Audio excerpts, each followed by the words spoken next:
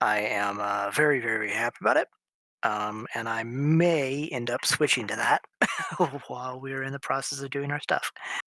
Um, So is this now going to be a assembling stream where you're like putting background? We're gonna hear, you know, clinking of metal parts against each other and screws being put in and a hammer hitting no, no, DMIL's no, thumb it's and he, no, no, no, no, no, no. no. Let's see. I mean, we Uh, this is the world's worst podcast. We have a very low my bar for what is file is acceptable too. content. My file is too powerful. Let me resend the. I'll just send the picture to you directly from my phone. Okay.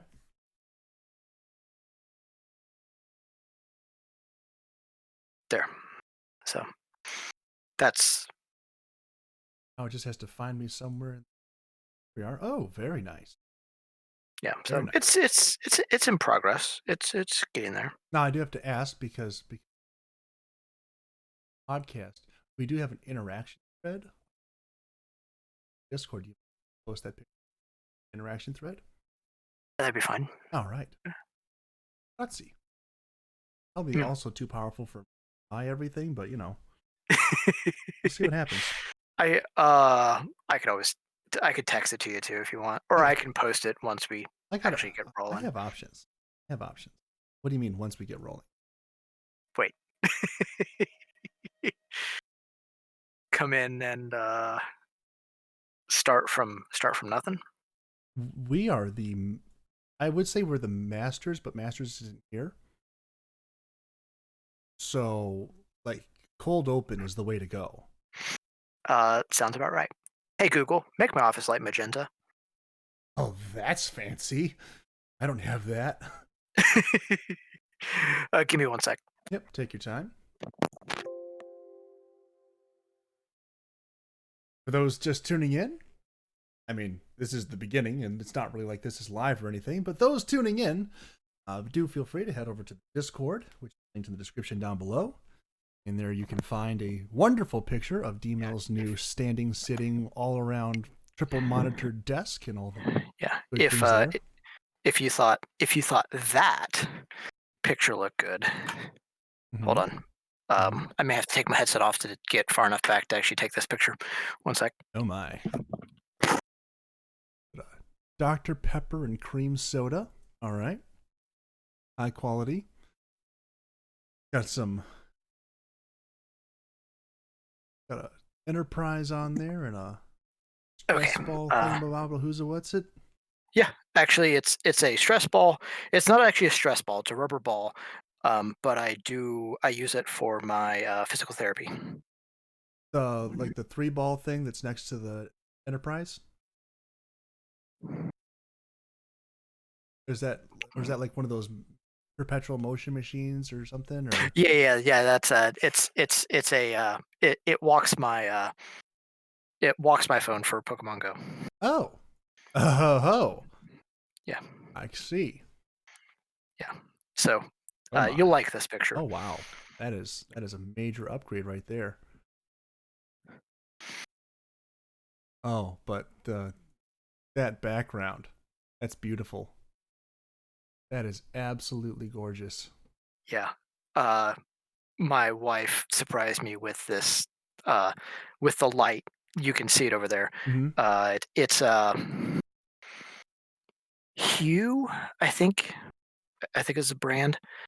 You can ignore the nose trimmer that's on the desk if you noticed it, or not. What the who to what?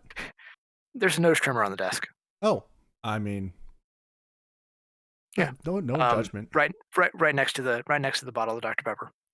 Ah, Well, it's actually Dr Pepper cream soda. I did see that. Because I would not have known that was okay. So I just got a 3D printer a while back, Mhm. and You were 3D printing your nose hairs. no, but in order to facilitate, cleaning up my prints, I bought a Dremel, and that's kind of I what don't know my what a drum. Dremel is. It's a handheld rotary tool. Oh, now, so hold on. I But gotta add one thing to my desk setup here. like we got Gotta some. find somewhere to plug it in. It's got like multiple speed settings. I have not had the courage to go above setting 3. because setting 2 starts to melt the plastic. Setting 3 really melts the plastic, and yeah, it's terrifying. Yeah. So much power in my hand. yeah. So hold on. I'm gonna have to take a short video here. I don't know if we have that. Oh, I don't know if we're set up for video. We're probably not, which is why this one's gonna have to get texted to you because you can't do video on Discord. on Discord. Hey Google, turn off my office light. But is it about to be a There. party in here? No, it's just actually no, it actually looked better with it on. Hey Google, turn on my office light. It's actually kind Hey of Google, make my office light 25%. This is just showing Hey off at Google, this make point. my office light 15%. That's better. We're really just showing off at this point. Yeah, don't you know it? And I can't even see anything, darn it. Okay, so hold on.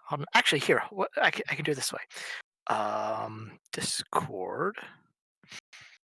I can't do it that way. Shoot. Okay, never mind. I'll do it this way. I'm gonna have to take the video and then text it to you while I. Okay. So, hold on. Hold on, what? You'll see in a second. Very. Let's see. Find my text with Gabby. I was just trying to find Conversation. my last text with you. I'm pretty far back there. It was November of 2019. It's only It's only 7 seconds, but you'll get the idea why this thing is so awesome. There you are. Found it.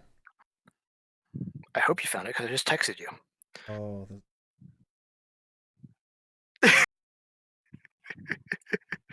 It's only 7 seconds, but you get the idea. Oh, okay. His for those who don't have access to the video, which all of you, his I could post it on Twitter. I could post it on Twitter. His Enterprise lights up and changes color. Yeah, I could post a video on Twitter. I think. Yeah, then let me see. We could probably. Let me see if we can link it somewhere. We can find a way. Oh yeah, we'll definitely find a way. We have the technology. Do we? Do. I didn't realize we do. Well, we have technology. I don't know if we have the technology. We do have technology. That's interesting. Do you continue while using the app? Okay.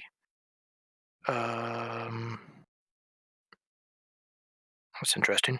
There we go. Hold on. Done. Nope. I don't see it.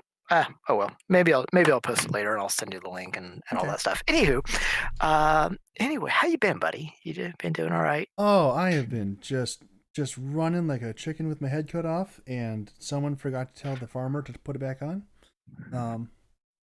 I don't know why. Well, isn't that the whole point? Isn't that the point of having your head cut off?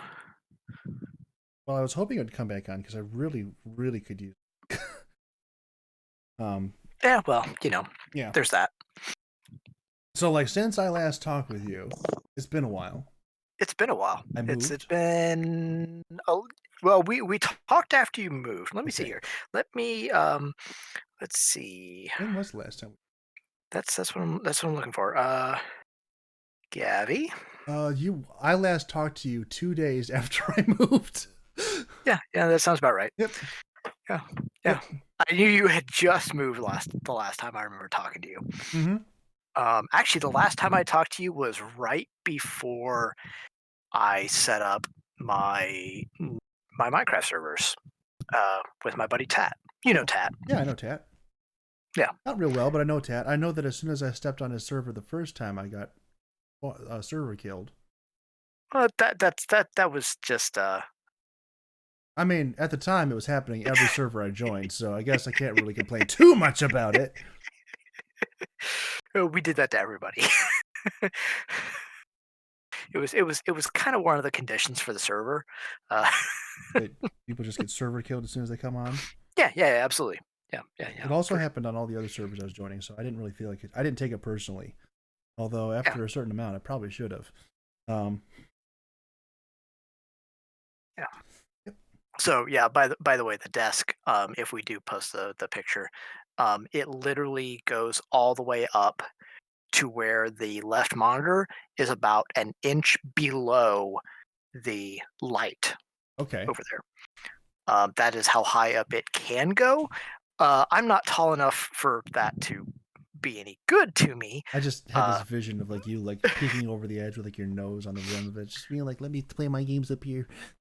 So the desk is from IKEA, Mm-hmm. and over on the right side, right below where the mouse pad is, it's got a button that I can push to tell it to go up or down.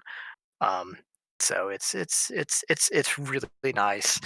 I was concerned about the surface area initially because you know the desk that I had, the nice big corner desk Yeah, yeah. that I had, and I've been getting a little frustrated with it, um, just because of how the monitors were set up and all that stuff. Mm-hmm. Um, and the monitors weren't at the same level because the middle section was just like 2 inches higher, and Yeah. so it was bugging me. Um, but then like 2 months ago, probably the last time I streamed actually, which I'd have to go and look and see when that was. Um, Actually, I could look real quick because I always post. Oh my, it's been longer than that. Mm-hmm. Ah, how Uh, time flies when you're doing absolutely nothing. yeah, December 30th is really the last time I streamed. That can't be right. Not even 2 months ago. That's not bad. Huh. Okay. Anyway, but yeah, one of the last times I streamed, I got in the mood, and I'm like, man, I want to stand up. I'm in the mood to stand up, Mm-hmm. and so I did. I'd stood up, but standing up at that desk was Everyone stared at your belly button. It was great. a pain in the butt. Mm-hmm. But I wasn't running a face cam that day anyway, so I mean, it really didn't matter. Mm-hmm. Um, but I'm like, and I wanted to stand up, and it was a pain in the butt. And I've been talking to Monkey, and Monkey's got the stand sit desk Oh yeah. at home. And then He he has uses it. the little like side thing so the cat can climb up and sprawl across his keyboard. Mhm. Great. That's my favorite part of any of his streams. I think that's what most people like about his streams. I'm not a big cat person, but Oh, that's just me. anyone who I'm more a cat person than a dog person, but there's a reason the cat and dog live upstairs and I live in the basement. Mhm. Uh, just being just quite honest there. trolls live naturally in a cool, dark environment. It's okay. We got it. Oh no, actually, the basement's warmer than it is upstairs. That's We wrong. have the carpet. We have the carpet in the basement, Mm-hmm. which is another reason why the animals don't come into the basement because Now, is this the same my house that wife. I was in before? Yeah, yeah, Okay. yeah, yeah, Okay. yeah, yeah. It's the one we bought right before you came through, Yeah. and then we went and had Perkins. Yep. I think That's it yep. was. No, we had Mexican. Who was it we had Perkins with? I don't know. I feel left Maybe that out. was Tat. Maybe that was Tat and Lyriel. Um, yeah, it's funny the number of friends. Like, okay, so the people that I've met online, my online friends, kind Mm-hmm. of, you know the thing. The group. Yeah. Yeah, well, it's not just the group, but the whole thing about meeting people online. Mm-hmm. Um, and for anybody listening who doesn't know what that is, because you're not as old as I am, basically anybody you meet online is going to be creepy, and you can't meet people online because they're gonna be axe murderers and all that stuff. I mean, I did show up Um, to a man's house at midnight with a mask on. well, yeah, but that was the best troll ever. It was pretty good. He was not like he was expecting me, but he had no idea what I looked like normally. And I showed up to Monkey's house at 1 o'clock in the morning with a mask on. It's still one of the best things I've ever done in my life. He had no idea what he was getting himself into. Yeah, yeah, yeah. But anyway, so like I've had cats in my house in Arizona and Kentucky. Mm-hmm. I've had you in my house in Ducky. Kentucky and Ohio. Mm-hmm. I've had uh, Lyriel and Tat in my house in well, Lyrialism came to my house in Arizona Mm-hmm. and here in Ohio. Right. Tat, we met up in Phoenix because they couldn't make it up. Um, so we went down and met them down in Phoenix when he was, in the States. Right. Um, and why do I have Soren playing in the background and I'm losing my concentration. Goodbye, Soren. Um, I love watching Soren Minecraft. You know, it modded Minecraft. He's crazy. If you don't know who Soren is, he's hilarious. I know Um, nothing. he's Jon Snow knows more than I do, Mhm. uh, which we'll get to that shortly, by the way. Okay. Um, but anyway, I'm gonna brace myself. oh, yeah, it's good times, good times. Um, but I've had Piratic in my house twice in Arizona, 3 times in Louisville. Mm-hmm. Uh, he hasn't gotten here yet, um, but that's not necessarily on the books. But he's basically trying to convince Rosie to let him, you know, come for Visit. vacation. Yeah. Yeah, come for a weekend. Mm-hmm. Uh, so I mean, it's hilarious. So since we moved into this house, okay, um, I've had 3 of my online friends, one of which is from Germany, Right. in our house. Okay, Mm-hmm. my immediate and extended family, not my wife's side, but my side. Right. Okay, you want to take a guess the number that have been to visit us? You're approaching double digits already. We're 0 Oh, from your family? from my family. My Oh, family has not come to visit us at all. Uh, so yeah, the people you meet online, yeah, I have friends that I consider more family than family. So yeah, that's fair. which is part of the reason why when you messaged out, I'm like, hey, let's take some time and catch up with Gabby. Well, I mean, I'm not not to spoil anything here, but the reason that Masters is not here tonight and there was an opening, um, may turn into I'm going to visit you in a couple of months as I go down to Alabama. Um, Oh, is he getting hitch? No. he's going duck hunting. So you're planning to go for a funeral? Um, great question. So, Or possibly to bail him out of jail? no. If anything goes wrong, she'll kill him. He has more guns Uh, than he does. this Um, is this is this is the way. this is the way. Literally, weapons are part of my religion. Yep, hers too. Mm. Yeah, we're terrible people. I've seen almost half of that. I've seen a little bit more now than half of that house's arsenal. It's fun. Um, Yeah, they're good, but I do own firearms. I just haven't actually had any what I would consider in my possession for 18 years. now you're gonna have to explain that to me because I cannot fathom owning it and not having it. So, according to the state of Illinois, Oh, that's where you are. according to the state of Illinois, I own Huh? a 22 caliber Marlin short uh, semi-automatic rifle. I have probably the same rifle. Wonderful rifle. I love it. I am, I at least back then I was a premier marksman open sight. Okay.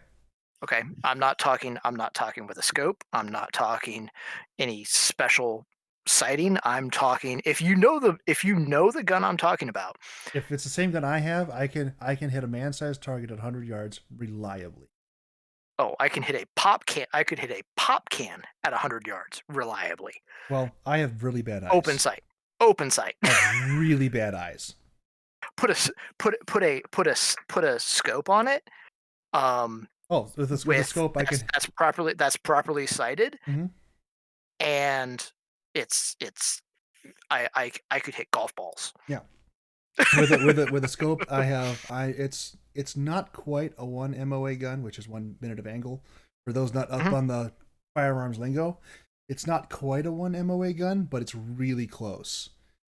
Really close. And the part that it's not 1 MOA is probably just me.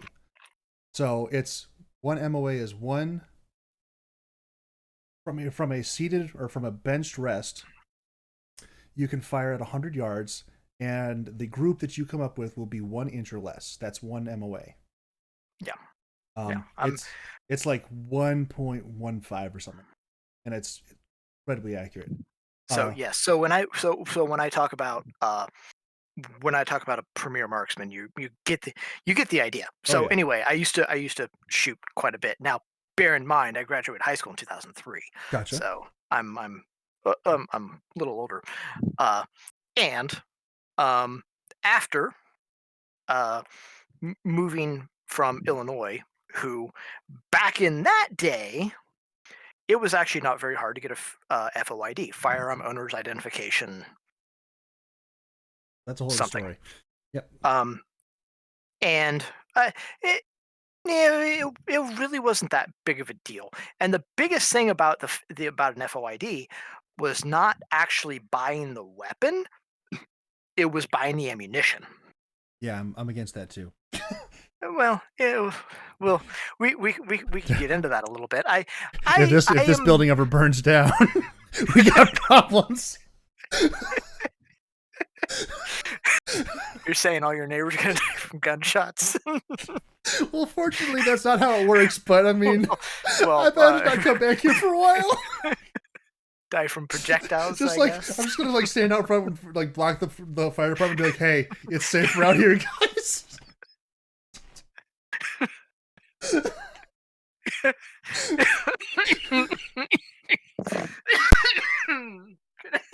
But anyway, A nice yeah. bucket. It's filled with stuff. I'm quite sure that won't turn into Oh, a yeah. large bore barrel at any point. But no, no, I'm really, I am okay. So let me continue, then we'll I'll backtrack. try. Okay. Um, so, uh, when I moved from Illinois, which Illinois again, um, very easy to get. At the time, Oh I yeah. don't know about now because No, again, not at all. Ooh. this was 18 years ago. Yeah. Um, Now, from what I understand, once you have an FOID, you didn't have to worry about it. But anyway, Okay. um, leaving that aside. So back then, really easy to get an FOID. Grew up in a small farming town. The only thing I ever really hunted was coyotes, Right. and that's just because coyotes were They're a pest pests. animal. Yeah, you can shoot as many Um, as you want. and Actually, about 2 years before I started running coyotes, Mm-hmm. with the guy who ended up being my best man. They Coyotes in Illinois were so bad, the state had a bounty out on every tail. Mm-hmm. So if you killed a coyote, you cut off their tail, and you took it to um, any county office, Right. um, they would pay you a bounty. And Nice. it was like $175 at the time, Yeah. which was no small potatoes 20 years ago. Michigan has something like that with a wild boar because they're starting to be a problem around here. I don't think it's that Yeah. much, but I mean, you could take if you see one, you can shoot it. And I'm like, this is a beautiful thing. I need to get more large bore firearms because that's just fun to me. Anyway, go ahead. Coyotes. Hello. Email. My cousins, all deer hunted, and I'd get all the deer jerky I wanted from them, so I didn't really need to worry about going and getting any myself. All right. Um, so anyway, so preface here that I'm not anti-gun Mm-hmm. or anything like that. In fact, I have a very significant respect for guns. Mm-hmm. I think the biggest issue with guns is not the guns; it is the lack of respect that people have for them. Yes. We can circle back to that. So anyway, so I moved from Illinois, where firearm owner identification was reasonably easy to get a hold of at that time. 2, St. Louis County St. Louis and County. Missouri. Okay. Well, St. Louis, you think St. Louis County surrounds the city of St. Louis on the north side. You would think that that would make that correlation, but surprise, didn't. um, Um, that's okay. We already said chicken with your head cut off. So, right, there we go. but anyway, and if you thought that it was hard to get a firearm, let alone the ability to buy ammunition Uh-huh. in Illinois 20 years ago, Mm-hmm. it was nearly impossible to do so and transfer a firearm from the state of Illinois to the state of Missouri Mm-hmm. 18 years ago. Okay, Missouri seems to have reversed trend on that one. Missouri, from what I understand, yes, they have. And that is mostly because representation has gone more to the rural areas than Just St. Louis. to St. Louis. Yeah. Kansas City even has kind of laxed off a little bit. And Kansas City is an interesting case study. But anyway, so when I moved, and first off, I moved onto a Christian college campus. Right. Guns were absolutely not allowed on Christian college campus. So that was kind of step number one. Um, and then even after my wife and I got married, we moved out of St. Louis for about a year and a half before coming back.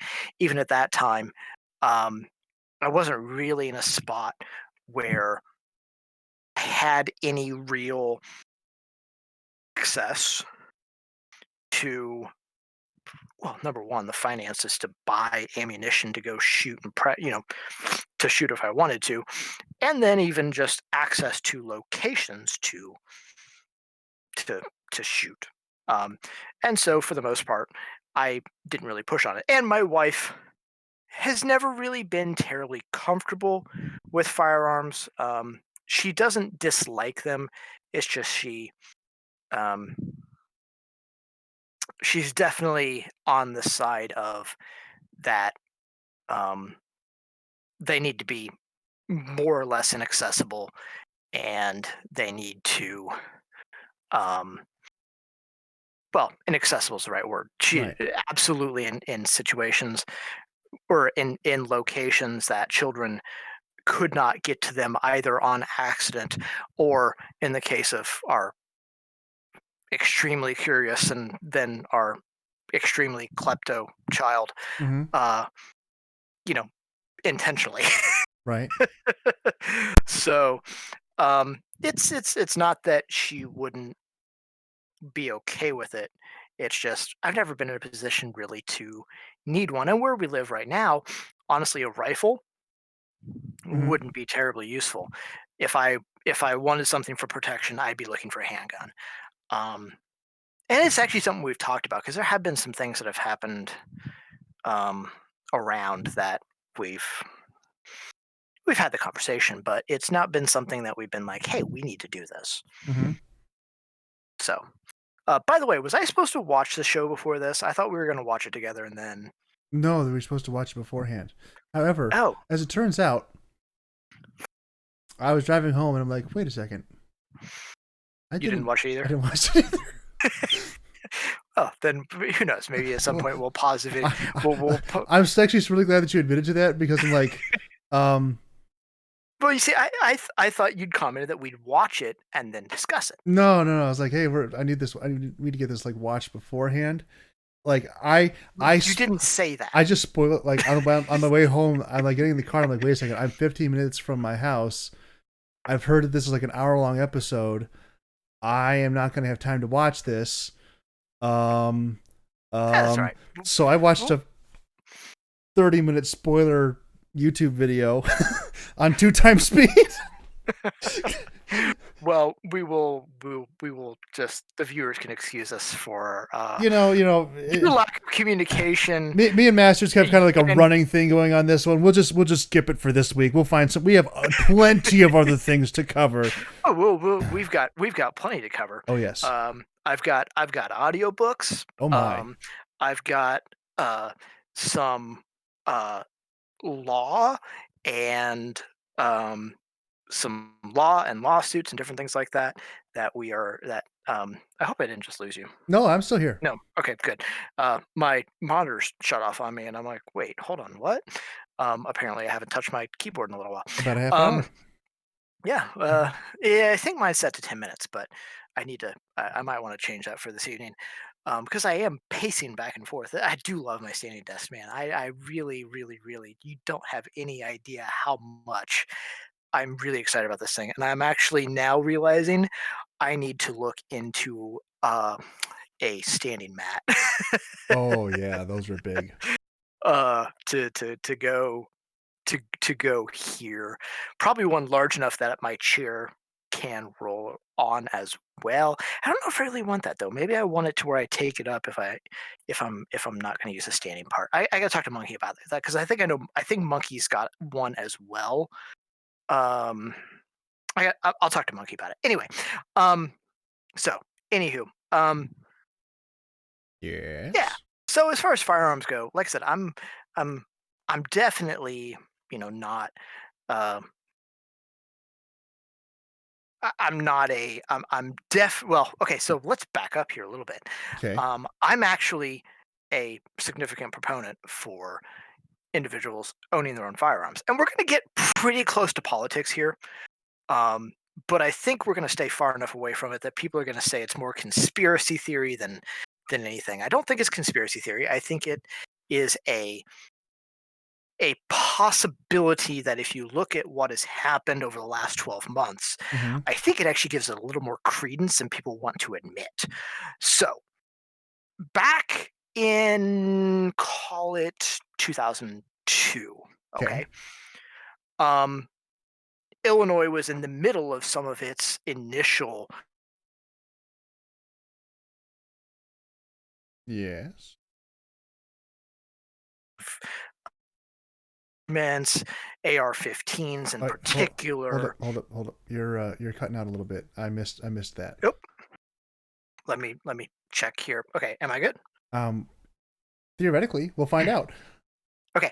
So anyway, so back in around 2002, Illinois was in the middle of its initial push against certain types of firearms, certain attachments, especially when you're talking about an AR-15. Yes. Um, and it was in the initial conversations, that sort of thing. Mm-hmm. And I posed a question in my current events class um, that made some people very, very upset. I think you and I may have discussed this at one point or another. But there is a very significant question Mm-hmm. that I feel needs to be raised, and that is uh, in the case Yes. where there's a situation that occurs in this country where the people Mm-hmm. need to defend themselves either against an invading army or, as the events over the last 12 months have indicated from both sides of the aisle, uh, against a horde, be it foreign or domestic, Mm-hmm. that is, for lack of a better word, invading Right. um, our uh, residential areas. Mm-hmm. Um, now, I'm again, I you can look at this from the side of the riots in Portland and Seattle. You can look at Washington D.C. on January 6th. Mm-hmm. Take it from both sides of the aisle Or you could because take it from the idea that you need a well-regulated militia to repel invaders, as was well, originally and intended. and I concur. Right. Uh, So any one of those three, or all of the above, we are on the same and page. the situation that I posited at that time is forget if you have to defend yourself against our own military. If the military is coming against the people itself, which is a tremendously troubling thought in the first place, Yeah. and in theory could never happen, but we got very, very close to that in the last 6 months. Okay. Um, and even if we go away from against our own military and say it's going to be against a foreign invasion, okay, what good are most firearms um, that that are being proposed as well? These are okay if you take away the access to weapons like AR-15s or other semi-automatic rifles. Because here's the thing I don't really understand Okay. is they keep using the term assault weapon, Right. an assault weapon, an assault weapon, Yes. and you're more knowledgeable on this than I am because I've been out of the gun game for the most part for you know 15 years or so. Okay. I think the last time I shot was probably in 2011. Okay. After my mother died, my family went out and we shot off something like 6,000 rounds. Man, that is a good way to celebrate it. I mean, celebrate a life well lived. Did you also have Yeah, yeah, fireworks and a bonfire? we had a bonfire. We did not have I fireworks. mean, you guys were that close to the trifecta. I mean, just that close. Does bourbon count? Well, I don't drink bourbon, so I'll allow it. But anywho, um, so where was I? You were saying that if in the matter that in a point where Oh, something yeah, like yeah, that would be the case. yeah. We're classifying something as an assault weapon, Mm-hmm. and they refer to assault weapons, and they refer uh, to high rate of fire, Mm-hmm. uh, and many of the things that I've seen refer to high rate of fire as in uh, near fully automatic weapons or weapons that have been modified to function as fully automatic.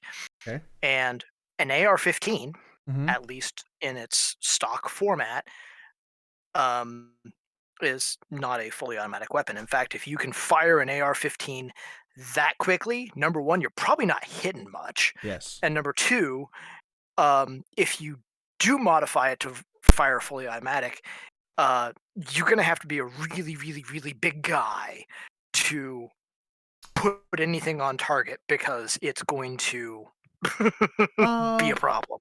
Okay. So fully automatic fire. It does Granted, does it's been 10 years since the last time I fired well. a AR-15. I So fully understand. You're opening the. I'm not an expert, but as I have more expertise in this area than you do, allow me to provide clarification for your point. A automatic fire does make it more difficult to aim the weapon. It does. Across the board, it doesn't matter if you're firing a 22. If it's fully automatic, it does make it more difficult to put shots on target. That is the nature of it because you are facing constant recoil in both directions. You receive recoil well, when the bolt goes back, you receive recoil when the bolt goes forward. now bear in mind. Now I will note Mm-hmm. anyone who's listening that plays video games that compares how muzzles move in comparison to muzzles in real life, it's very, very different. Um, It's different by the shooter. Like every single person who picks up a gun and pulls the trigger, it will react differently. yes, and part of why is video games um, perform uh, muzzle movement as a combination of X and Y drift, where muzzle muzzle reaction uh, is not planar, planar, Mm-hmm. um, in that way. And some of that depends on is based on the shooter, how you're holding the weapon, Right. uh, and then beyond that, uh, there's just it's muzzle reaction is not that predictable. Right. You're correct.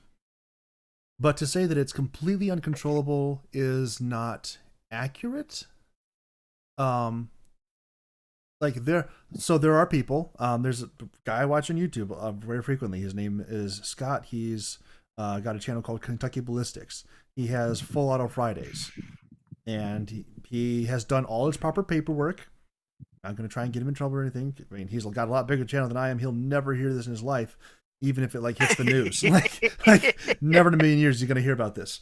But like I think he's just crossed over 1 million subscribers like 2 months ago.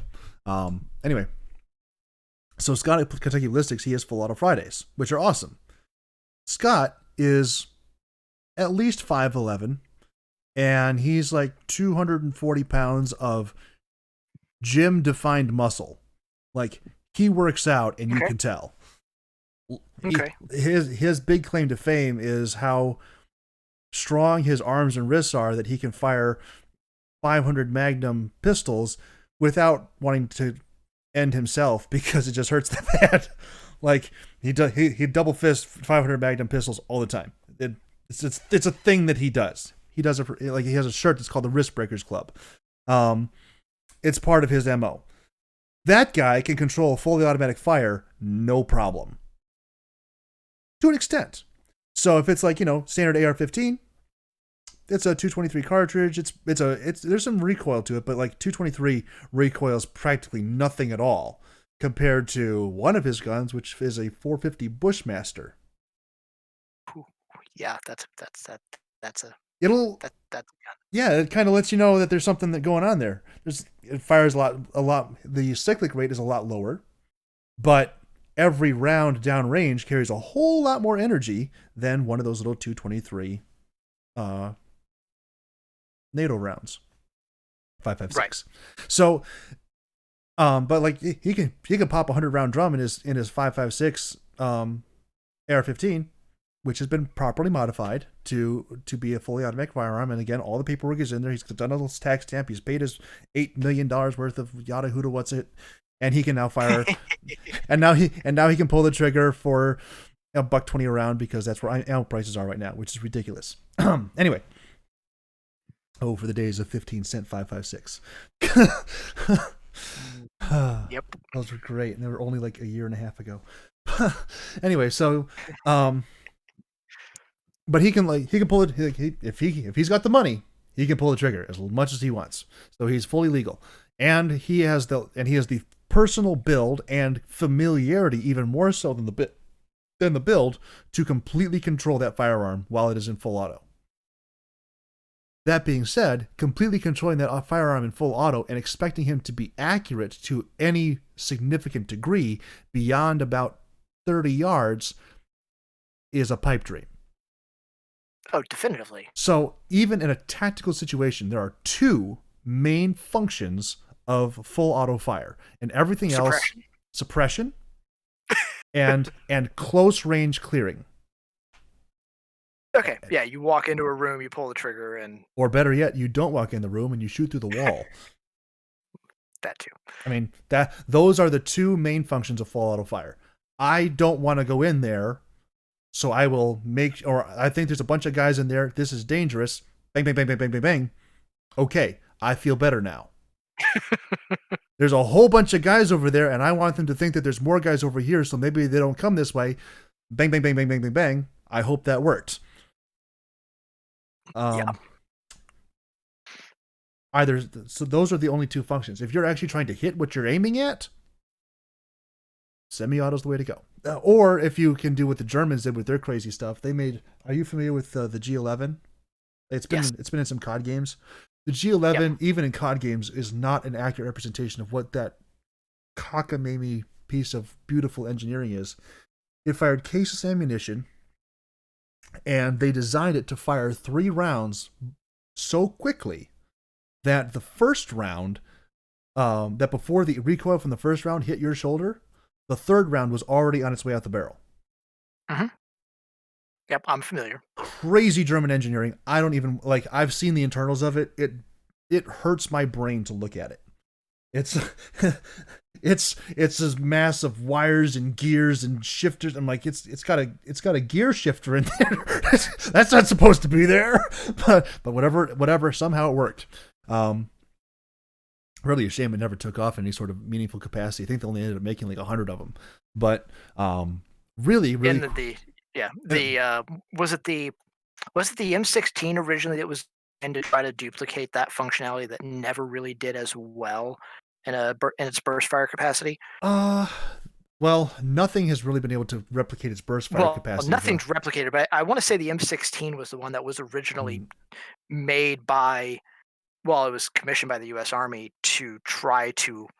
The M16 was designed for one major function, and it took like 20 years after its initial release or after its initial adoption for that function to really come into play. The M16 was designed to be a modular battle rifle, which means that you can take different parts and put different parts on and swap this and swap that and really customize it to the individual soldier and to the individual use and needs of the particular mission and everything. So like, hey, if you're going to be going 500, engaging guys at 500 yards, here's a 5.56 cartridge. It has 18 inches to drop at 500 yards. You know this. We have dialed you in your scope before you got it. Before you did anything, go get them. You're going into, tight quarters. We give you a short barrel with a different upper and this, that, and the other, and a shorter stock so you have more maneuverability in tight places. Go get them. It's designed to, like, the whole thing can be stripped down, built back together a million different ways, and every 6 months, 500 more come out. It's super cool in its design. Maybe it wasn't the M16. I know there was one that originally one of the goals for it, and it may not have been the exclusive goal, but one of the goals for it was attempting to duplicate the burst fire functionality of the G11. There is one, and they managed the burst fire in a way that it was effective, but it wasn't ever as good as the G11. There is one firearm that I'm aware of that has gotten near G11 burst fire capabilities. It's only a 2-round burst rather than a 3-round, and I don't even want to try to guess what sort of. Well, I've actually there is actually a video of how it works that I've seen, but I couldn't begin to describe how it works to you because I'm not that smart. Okay. But I'll actually post it here in the chat, the World Wars Podcast interaction thread on my Discord here. Let me figure this out. Here we are, Mr. Herrera. It is the Russians did it, and let me find his whiteboard of knowledge video. Where is this thing? It is the AK something or other. Ooh, that looks dangerous. Full auto AKs really work. Where is this thing? Oh, this is older than that. Was this last year? I mean, like the year before last? I think it's the AK-103. It's fairly new even in Russia. I mean, okay. we do not get them on this side of the ocean, this side of the world. Like we don't get those. We just don't get those. We don't have any of the fun stuff. Where is this thing? This is 2018. Get 50 challenge, Brass Valley. Where is this thing? It's got it. Wait, AK-107. There it is. Not the 103, the 107. It is super, super cool. And AKs were designed to be simple and unbreakable. And they did a really good job with that. The AK-107 is pretty unbreakable, but it's not so simple. It's got some sort of like weird flywheel contraption on the inside that cycles everything as opposed to a standard bolt.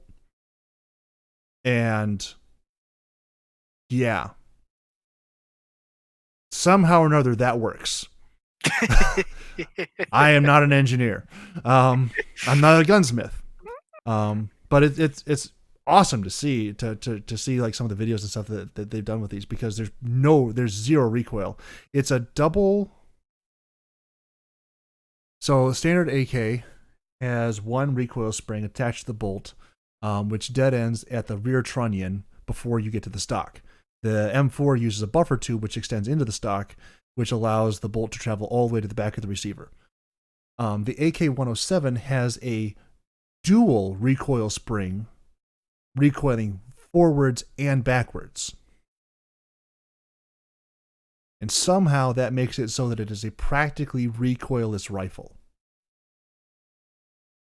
Okay. I I don't understand how it works, I but the video I posted will explain it. yeah. I have a little bit of I have a little bit of idea. I mean, you know that applied math is my area. Yeah. Um and Like, a you lot will of probably love that video, because you'd be like, yeah. oh, I see exactly, and here's the tolerances, and here's the numbers and the math. I don't know the math. All I know is that it's awesome, and I wish we could get them in the US. Yeah. I don't know all the math, but I know enough of the math to at least get the applications to the point where I can at least have an idea. Mhm. Oh, So, yeah. but yeah. Um, but yeah. So, um, back where we were, I do think that there is a significant, uh, especially after the events of last year. I think it is foolish to think that we are that this country could never be in a situation where individuals will need to protect themselves on a broader scale. Right. I agree. Um, and you know, what the cause of that is, you know, I think there is enough different types of uh, extremism in this country. Mm-hmm. Just in itself. Let's ignore the foreign aspect for just a moment. And I think there is enough extremism in several forms. Um, and I think January 6th it was just um, a very, very significant, uh, visible version of that in a way that um, no one thought was possible.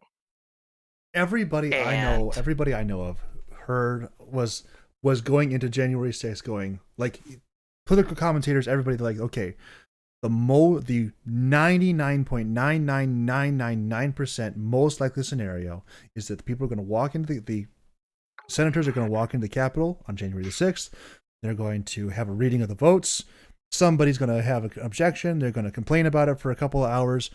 Ultimately, there's going to be the vote is going to be counted, and Joe Biden will be the new president, and it'll be end peaceably, and the people who are gathered outside will go home unhappy, but they'll go home. yeah, Everybody I follow, political commentators, news people, journalists, everybody was absolutely caught off guard by what happened on January 6th.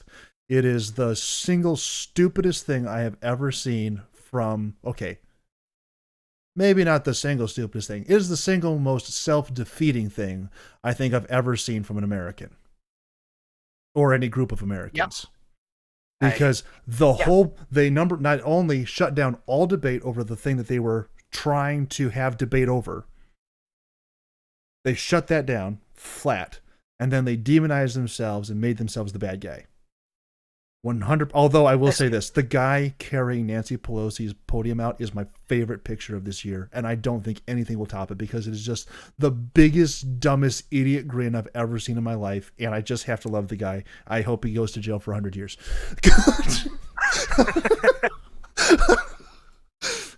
I you know I don't. I don't think I share your enthusiasm as far as that goes, but I I think it is going to be possibly one of the more defining moments in American history. I don't know if it will be the How can you not love this guy? I'm sorry. Just And he's a Florida man. Yeah, you know, there's December 7th, 1941. Hmm. There's 9/11, 2001, and then I don't know if January 6th, 2021 is on that same list.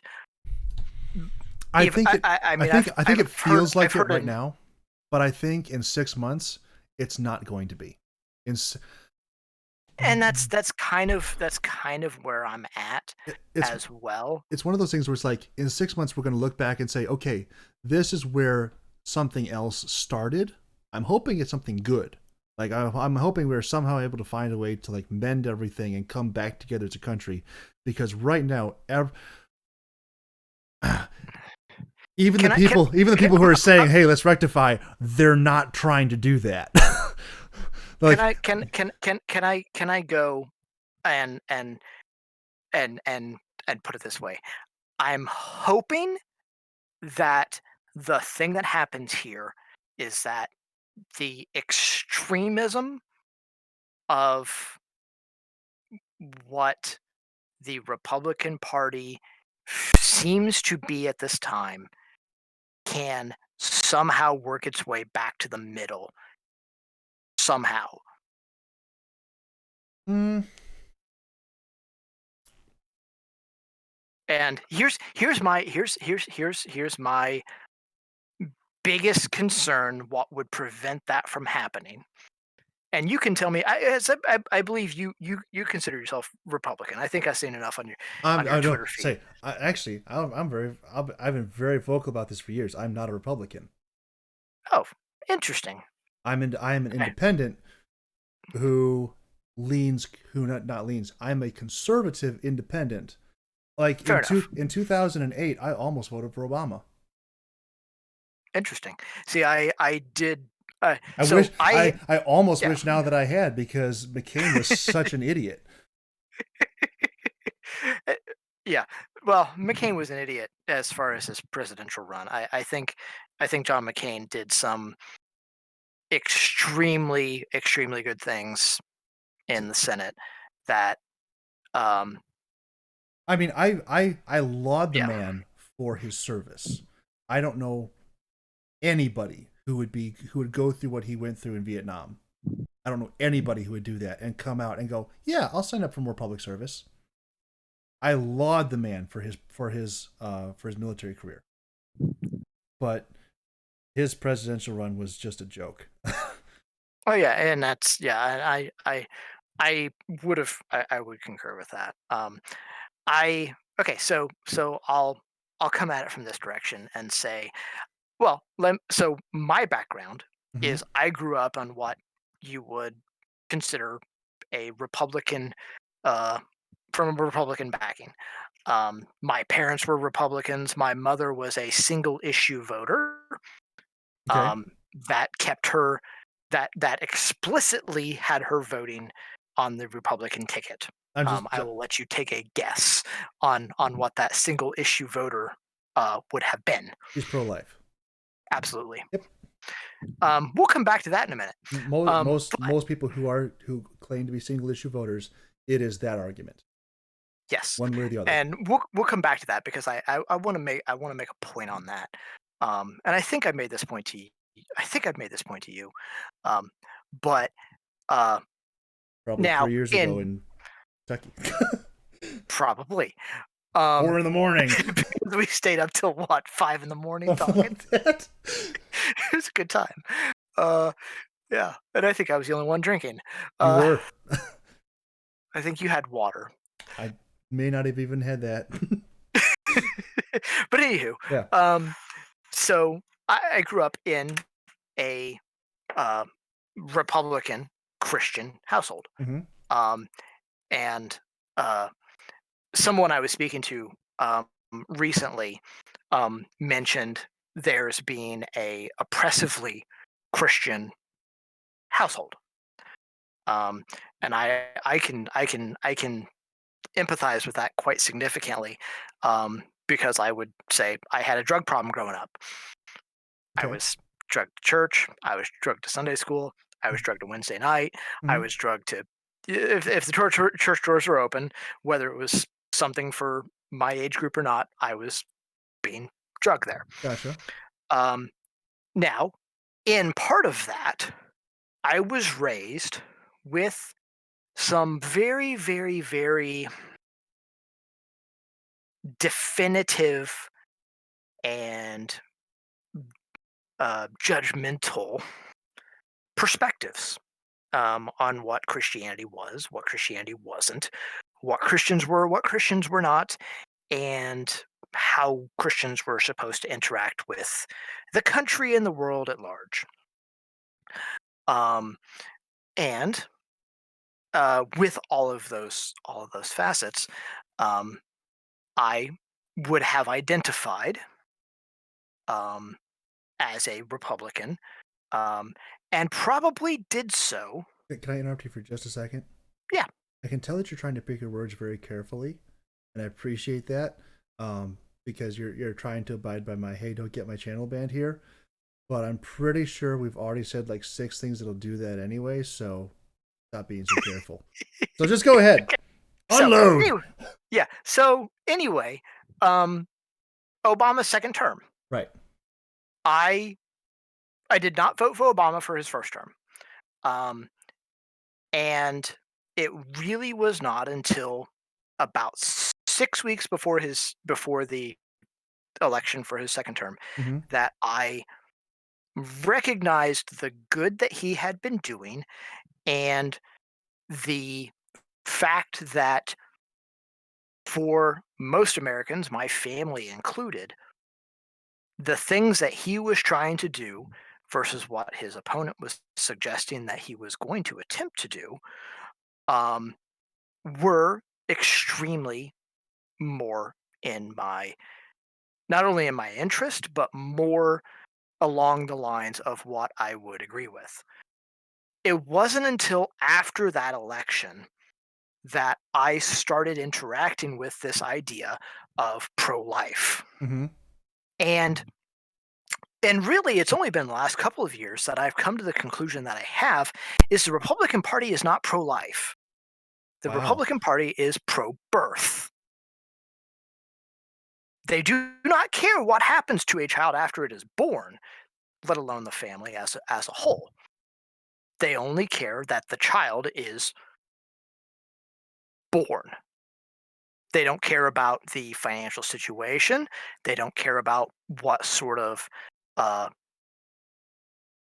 burden they leave on that family should there be uh, major issues. They don't care about other things. Now, that's not to say that I believe that abortion is the best option, that it should even be one of the first options. I believe that there are a number of things that should come well before that.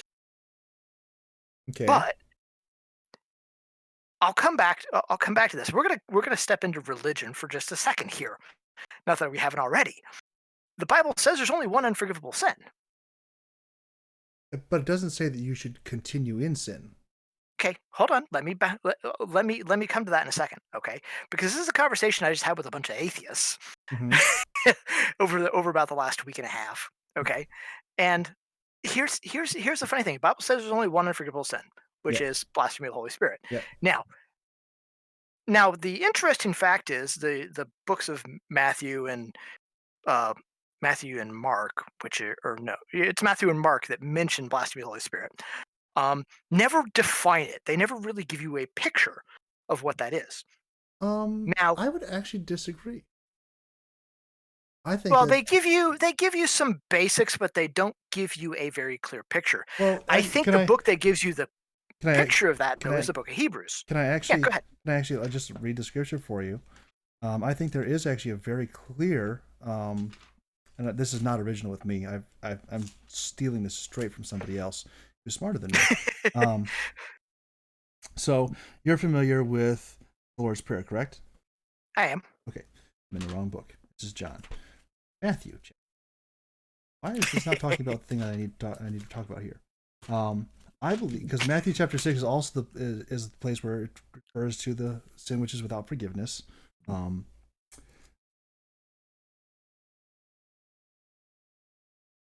Find it here. Um, so the Lord's Prayer, right? Our Father, which art in heaven, hallowed be thy name. Thy kingdom come, thy will be done, in earth as it is in heaven. Give us this day our daily bread, and forgive us our debts as we forgive our debtors. And lead us not into temptation, but deliver us from evil. For thine is the kingdom, and the power, and the glory forever. Amen. We know the verse, right? Well, if you go Well, with interesting enough, the last part of that was perceived as added later down the line. It wasn't actually in the original. Bible scholar question there, but what do you mean the for thine I'll, is uh, you I'll mean the for thine is the kingdom and the power and the glory forever, yes. amen? Well, be that as it may, or whatever it is, verses 14 and 15, I think, actually add a lot of context to this. It says, "For if ye forgive men their trespasses, your heavenly Father will also forgive you. But if ye forgive not men their trespasses, neither will your Father forgive your trespass." Which would suggest, at least to my reading of this, that unforgiveness is blasphemy against the Holy Ghost. Okay. Um, I've heard that context before, and I think in some ways that could be um, applicable. However, I don't think. I think your context there is um, there's a measure there of, and I've been through the Greek on this one, and that's kind of it's It's a little difficult. reductive. It's kind of It's reductive, but it's a very the Greek there. There's a it's well, I'm trying to remember what it is. since we're here, There's a I can yeah. actually look it up because I have it right here. Well, anyway, let me come back. Let me go back, and then if we need to circle back into this, we can. So, Book of Hebrews, of course. You're familiar with the Book of Hebrews. Just a bit. Uh, it's actually a very interesting book. Number one, author is of question. Mm-hmm. Um, the my own position would be that it would be written by Paul. Mm-hmm. We Um, would be in I agreement do on that. I do think that there's a, especially when you look at writing style and There's not and really anyone else we know of who would be a sufficiently adept Jewish scholar to be able to write the book of Hebrews. yes, That's not saying that that they don't exist. It's just that we don't have anybody else we can really pin it on. we didn't, yeah, and so especially the dates that you're going to put into it, I do think that the most reasonable author for it is Paul, Mm-hmm. which my personal position means that that gives it some extra credence um, as it comes into the conversation. Now, Book of Hebrews is one of the primary purposes for the Book of Hebrews is writing to Jews Mm-hmm. that had converted to Christianity, um, to become followers of Christ, accepted salvation. I'll word it as the gift of salvation. That's going to be important a little bit down the line here as we go. That were experiencing a lot of persecution, not only from the Romans, but from Jews as well. Primarily, because I mean that's what the whole point of Hebrews is to describe that there's a better covenant than that which they had been living under. Exactly. So, um, but it's the historical context, and this goes back into some of the non-biblical record indicates that the Roman uh, the Roman side of of everything had a significant amount of persecution coming as well, and then part of why that persecution was so bad Mm-hmm. is because they were persecuting the Jews, and then they doubled it up on the Christians because the Christians had been Jews, and so on and so forth, and and then it kind of piled back onto the Jews.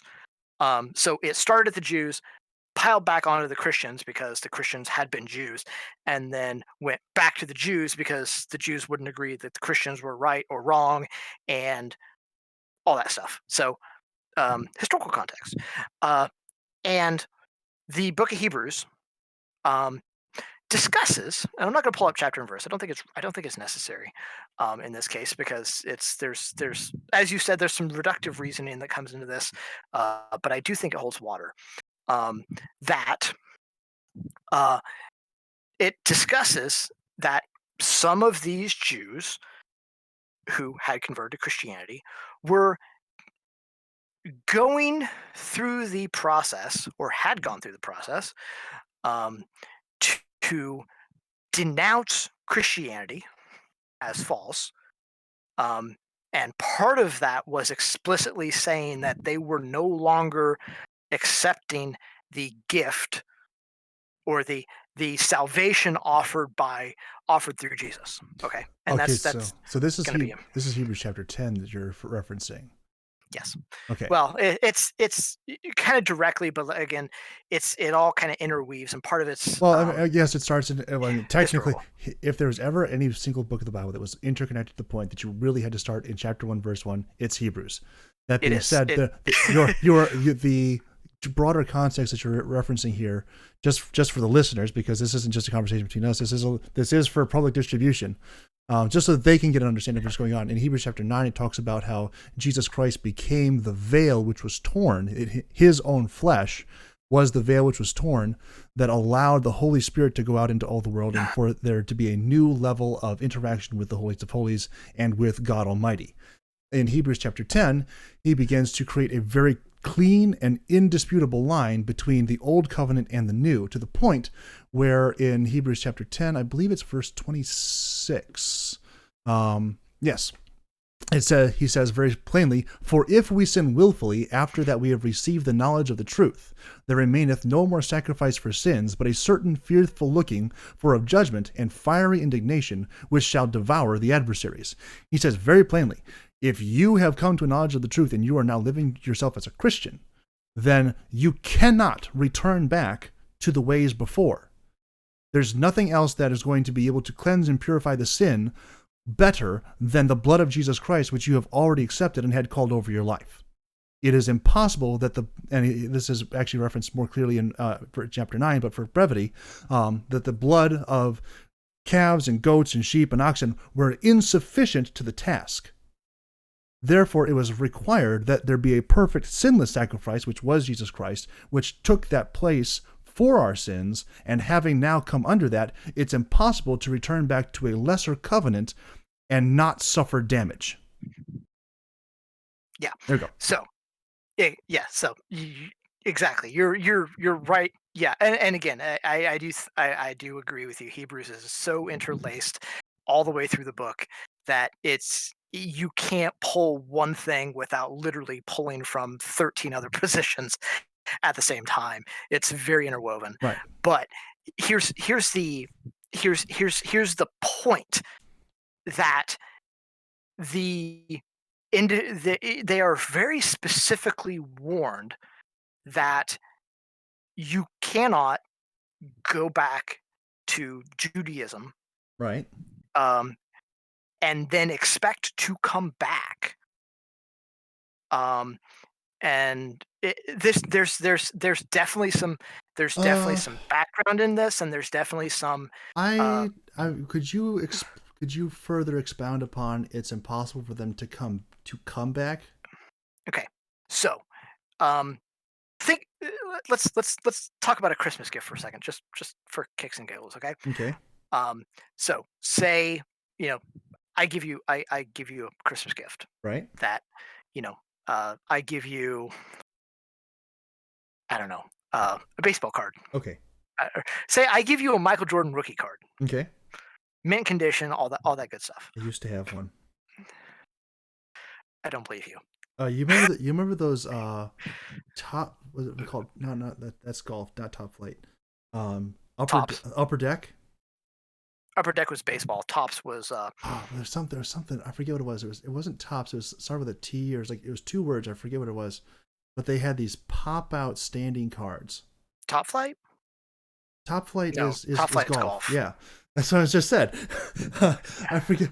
I think it started with top, but something like that. I had a Michael Jordan pop out rookie card unpopped. Oh, that would have been worth something. Yeah. And like I realized this as like, a kid. I'm like, man, this might be worth something someday. And I put it in one of those, hardback Mhm. jewel things. No idea what happened to it. That's terrible. Anyway, so I give you a Michael Jordan rookie card, Okay. and you now this is kind of an imperfect example because and it's going to be quite obvious when as I say it. I Um, think I'm getting the general gist, but continue. you you decide that you no longer want to be friends with me. You reject everything about me, Mm-hmm. and um, anything that I'd given to you is worthless, and you give that gift back. Right. Okay, Mm-hmm. now let's let's come back into Book of Hebrews, Mm-hmm. and um, so you accept the gift of salvation. Okay, Yep. and then you turn around and you go and you say, now bear in mind, this is no minor thing to at the time from the Jewish standpoint, Mm-hmm. um, to re-enter Judaism, Mm-hmm. um, after quote unquote leaving it. Right. Okay. Now here's the interesting factor is Jesus never said you had to leave Judaism to be a Christian. Um, Right. and in certain interpretations, and this is part of my conversation with uh, several people that took place over the last week and a half.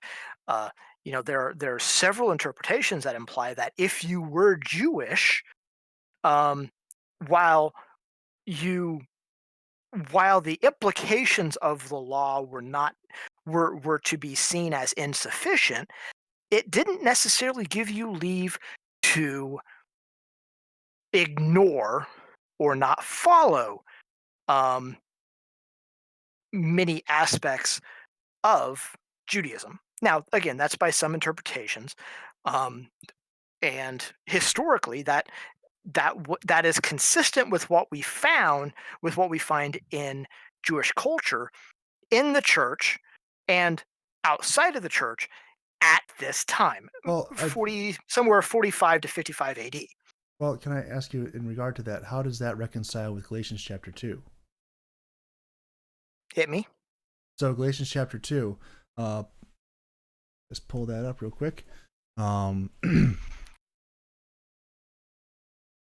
Because Galatians, as you are probably well aware, is written specifically as basically as an apologetic, saying that we should not be that the church, the Gentile church, should not be Judaizing itself.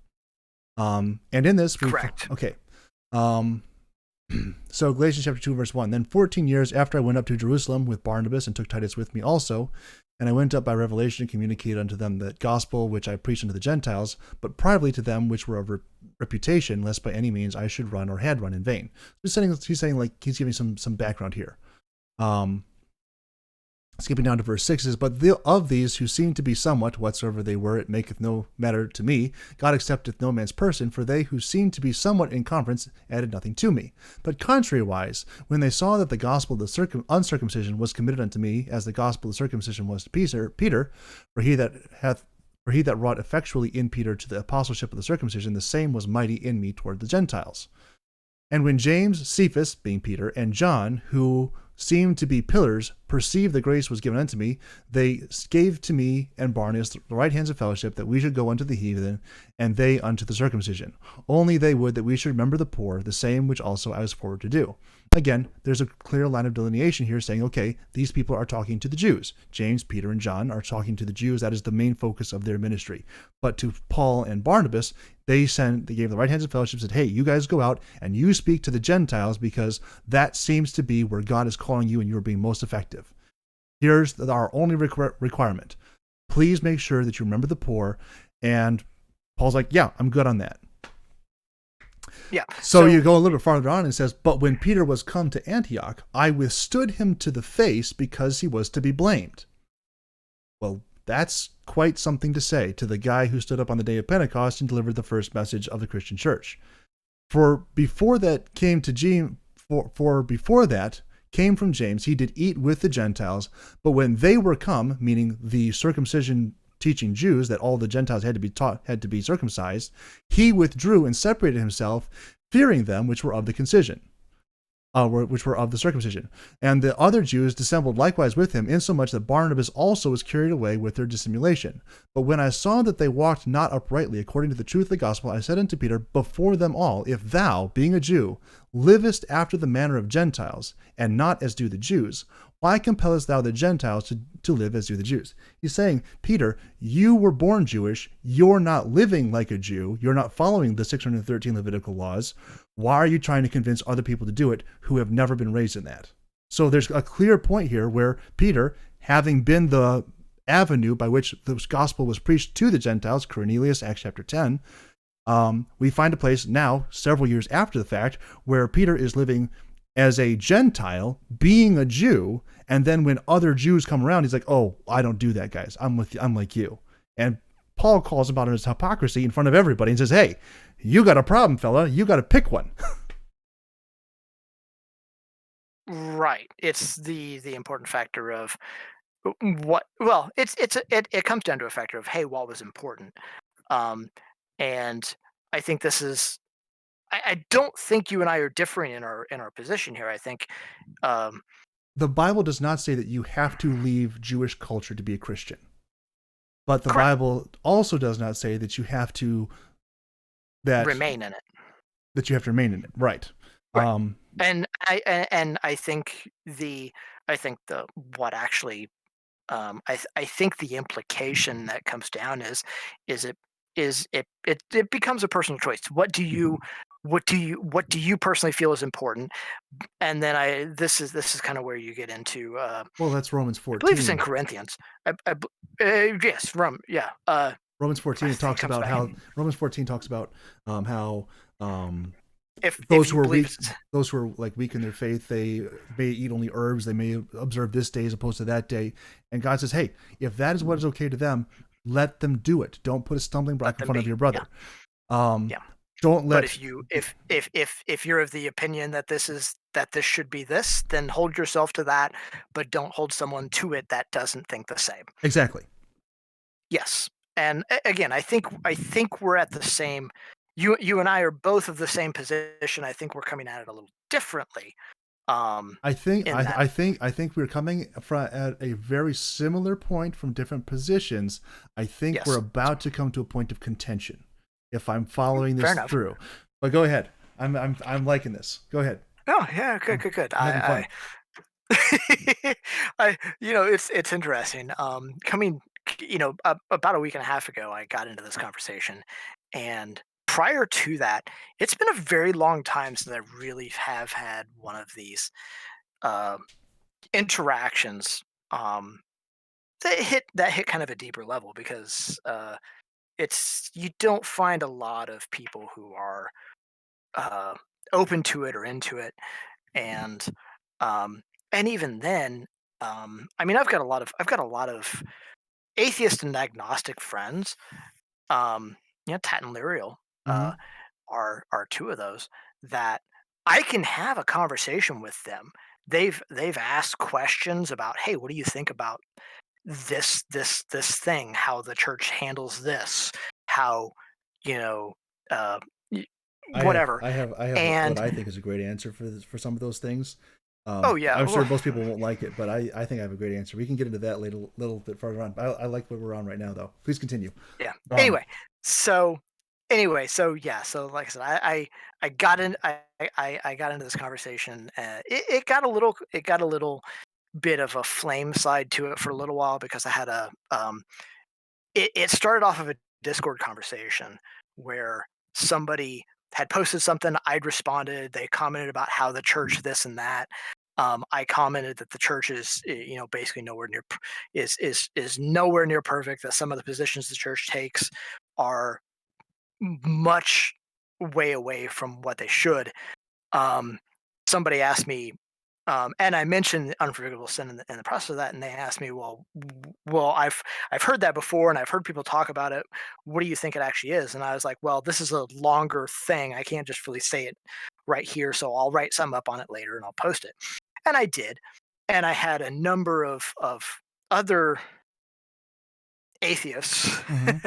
come back at me basically, well, this is a stupid conversation because God doesn't exist, there's no such thing as sin, da, da, da. And I'm like, okay, first off, guys, this came off of another conversation, Mm-hmm.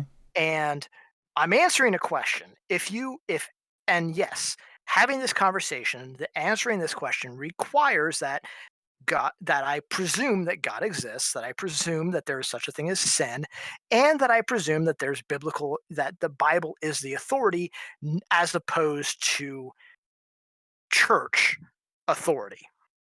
Does that make sense? Say that again one more You time. follow what I mean by those points? Probably one more time. That that it predicates that God exists. Yes. It predicates on that sin exists, Okay. and it predicates on biblical authority or scriptural authority as opposed to church or organizational authority. Okay. Would you agree with those three positions? I believe so. Okay.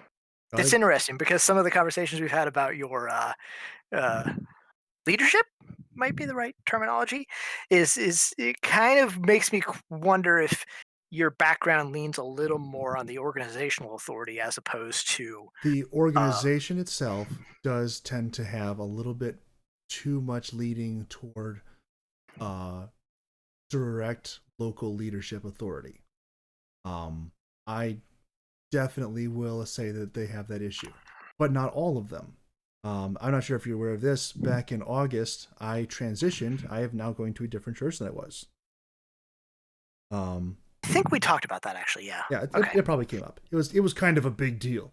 Um, the church where I'm going to right now, while there are defined leaders and there is a defined pastoral team, they are trying to build the church in such a way as that we actually have once we're actually an established church and not still just kind of getting off the ground, as it were, Hmm. the goal is that a new person will be able to walk into church on a Sunday and have absolutely no idea who the head pastor is, Yeah. Well, fair enough. which I think is a I, great plan. yeah. So mm, here's my background, and I think my background isn't a bad one. Um, I think there are aspects of what was taught under that background that has some major issues. Um, it a lot of it was almost hateful, Okay. um, to the point of um, well, it kind of comes back into this conversation as we get there, and you'll know it when I get to it. And it took me a long time to change my thinking from being hateful and exclusionary into um, something more loving and inclusive, and something that I can have a conversation and I can agree to disagree. Used to be I wouldn't do that. Used to be I would absolutely just if I wasn't right, well, you couldn't be. Right. Um, and I feel like I've gotten to a good point where I can make my point. I can have that conversation, and if by some measure that I'm speaking to somebody who just either because of background or idea or just difference in perspective, or deviation, I can allow it to be. And a lot of that comes from the restoration movement idea of in matters of essential, have unity, in matters of non-essentials, liberty, but in all things love. Okay. And that's kind of a thing that I have really tried to center on, because I have a lot of opinions. I still have a lot of very significant opinions. Um, about a great many topics, especially when it comes to Christianity and the Bible and what it, you know, and things like that. You know,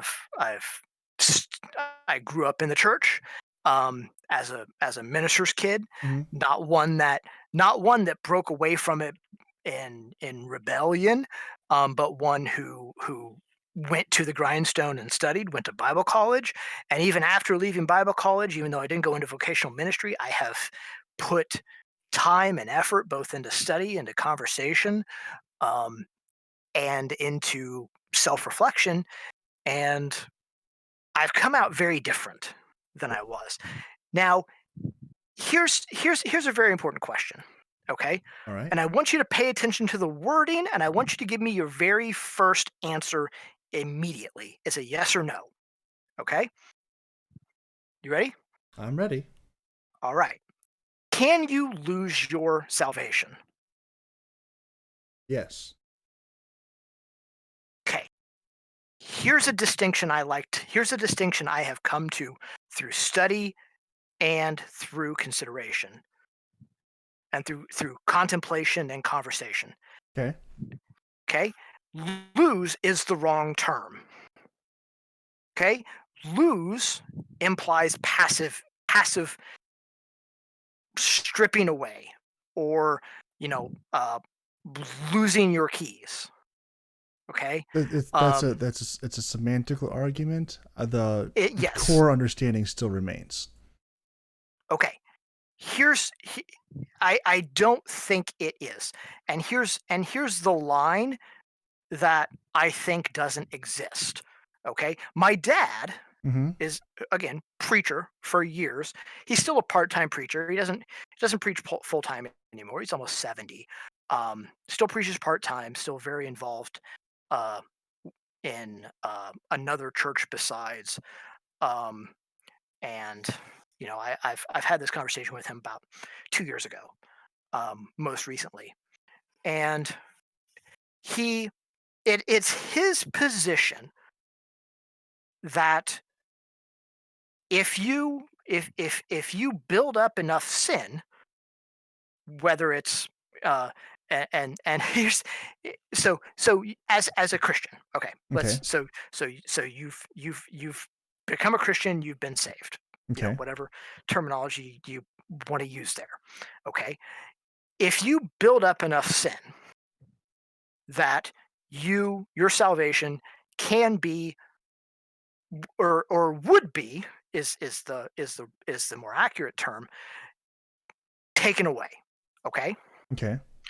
Now, here's the thing that I dislike about that argument is it emphasizes a gray line, an undefined line, and a line that I don't find it existing in scripture, okay? Not in the way that certainly not in the way that it's applied, but not from a textual and from a historical standpoint, um, that holds up. That there is this line that if you go over it, you're too you've got too much sin is taken away. This the act of salvation, your sins, not only of now, but of ever, past, present, future, those sins are forgiven. Those sins are not those sins are separated as far as the east and the west. Now, you know, Hmm. Day of Atonement. This even goes back to the Day of Atonement, which just gets into another question that I that if I we get back to asking, I would love to hear your answer on. Um, and that is, did Jesus actually take the sins of the people on himself on the cross before he died? Um, it if there's this line, this unknown line, this unknowable line, then tell me any human living to this day who doesn't sin on a daily basis.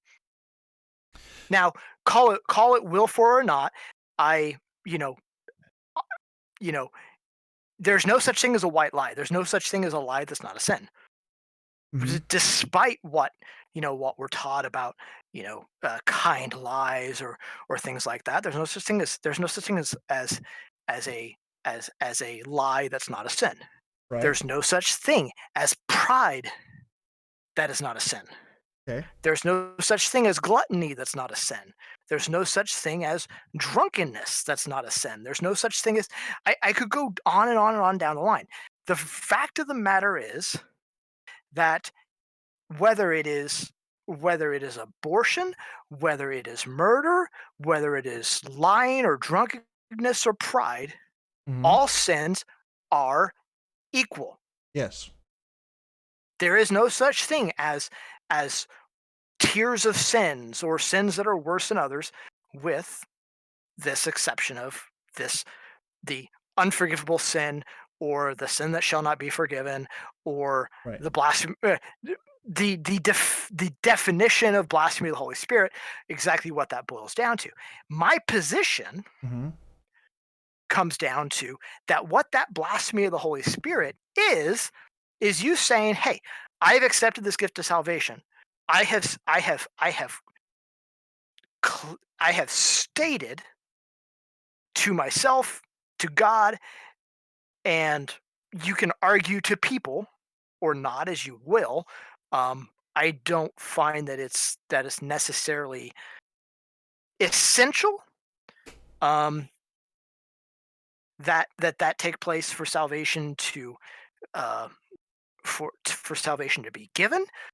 You can argue that point, and I think there's enough gray area in Scripture that you and I would have. It would be one where I would have to agree to disagree. But regardless, having accepted that salvation, where you turn around and say, you know what, I don't I don't want this. This isn't this for me is no longer true. This for me is no longer what I want, and I am going the other direction regardless of what I knew to be true. Mm-hmm. Okay? Now, it's important to note, and I just, whacked my desk because I'm getting into this if you can't tell. Okay. Um, it's important to note backsliding doesn't qualify as this. Sitting there and going, man, I really don't get what the church is doing. I really don't agree that these things can't be right. None of that. None of that. Even sitting here and going as far as what I have gone of, you know what, I cannot interact with the church because of the inconsistency, because of the uh, for lack of a better word, heresy, for lack for the uh, for all that is wrong with the church as an organization, or as an institution.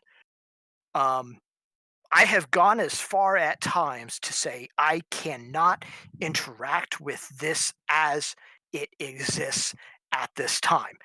And it has been, and I have at times been months, uh, or at time I think the longest was about a year and a half, where I could not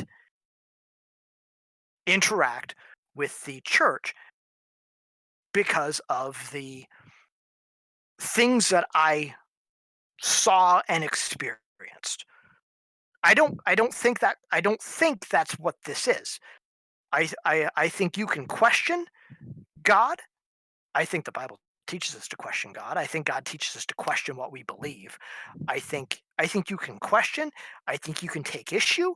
I think you can struggle, as everyone does on a daily basis. And it does not matter, because your sins are forgiven. There is no line supported by scripture that, in my opinion, supports this imaginary line that if you go just too far, it's gone. Not passively. And that is the key. And you're right, it is a semantic argument. The question then becomes, can you actively give it up? I think the book of Hebrews teaches yes. Um, I agree and disagree. based on. I agree with your general premise. Okay, so salvation, in my understanding of Scripture, is easy to acquire. Salvation is very simple. It's designed to be. I concur. God is not willing that any should I perish. concur. It doesn't make sense for him to make it a high hurdle to cross. I concur. And by that same measure, it is not an easy thing to get rid of. Yeah, I sincerely doubt that there's anything that a person is going to do in the course of their average day that is going to separate you from the love of God. Paul talks about that. What shall separate us from the love of God? You go list off a bunch of random stuff. I think it is very difficult to separate a person from the love of God. And thank God for that. And thank God for it, because right. Yeah. Because I mean, would you like my list of sins today? I've taught 2 Bible studies, spent 5 hours at my pastor's office, and here I'm talking about the Bible again. That's my today. I still have a list of things that I've messed up on. Yeah, and that's welcome to Saturday. That is one of the main aspects of where I have come at this from, is it does not, and let's pull back into this, because if you're listening to this and you're from a Catholic background, can I finish this up here real quick, because I'm not quite there yet. I disagree, because there is an extra layer to this beyond just, well, either a passive, or just like a passive, I didn't know that, I didn't study that, I didn't look that up, and an active, I reject that, to a point of apathy. And apathy, I think, is most definitely very, very clearly preached against, specifically in the Bible, to the church, not to the random, the people who are without the church. We have a different message for them. The people who are in the church, there's a different message for people in versus out of the church. Would you agree on that? Okay, well, I will emphasize that, and I will say that it is impossible for an unbeliever, someone who has never accepted salvation, to commit an unforgivable sin. In my personal interpretation, I would agree. Based on John chapter 3, that seems to be very accurate. John chapter 3, for God so loved the world, he gave his only begotten Son, that whosoever believeth in him should not perish, but have everlasting life. And then verse 17 and 18, let me pull those out real quick, because I like to get these right as possible, because I believe this is very core to salvational theology. John chapter 3, verses 17 and 18. For the record, thank you for helping me stay awake tonight. Yeah, no problem. So verse 17 says, "For God sent not his Son into the world to condemn the world, but that the world through him might be saved. He that believeth on him is not condemned, but he that believeth not is condemned already, because he hath not believed in the name of the only begotten Son of God." Very clear. It's not sin that condemns people to hell. It is a lack of belief in God and a lack of adherence to the commandments that he gives in accordance with that belief. I'm not sure I'd agree with the way that you just stated that. It is sin that condemns us, but it is the lack of forgiveness for sin that is received by accepting the gift of salvation from Jesus. That I restate my earlier point that unforgiveness is the unforgivable sin. Thank you for making my point for me. Sorry, that was too easy. But in Revelation chapter 3, to the church which is in Laodicea, we find this written, this is a very famous passage of scripture. I'm sure you're very familiar with it, but for those listening in, I don't know if you guys were expecting a Bible study, but here we go. Revelation chapter 3.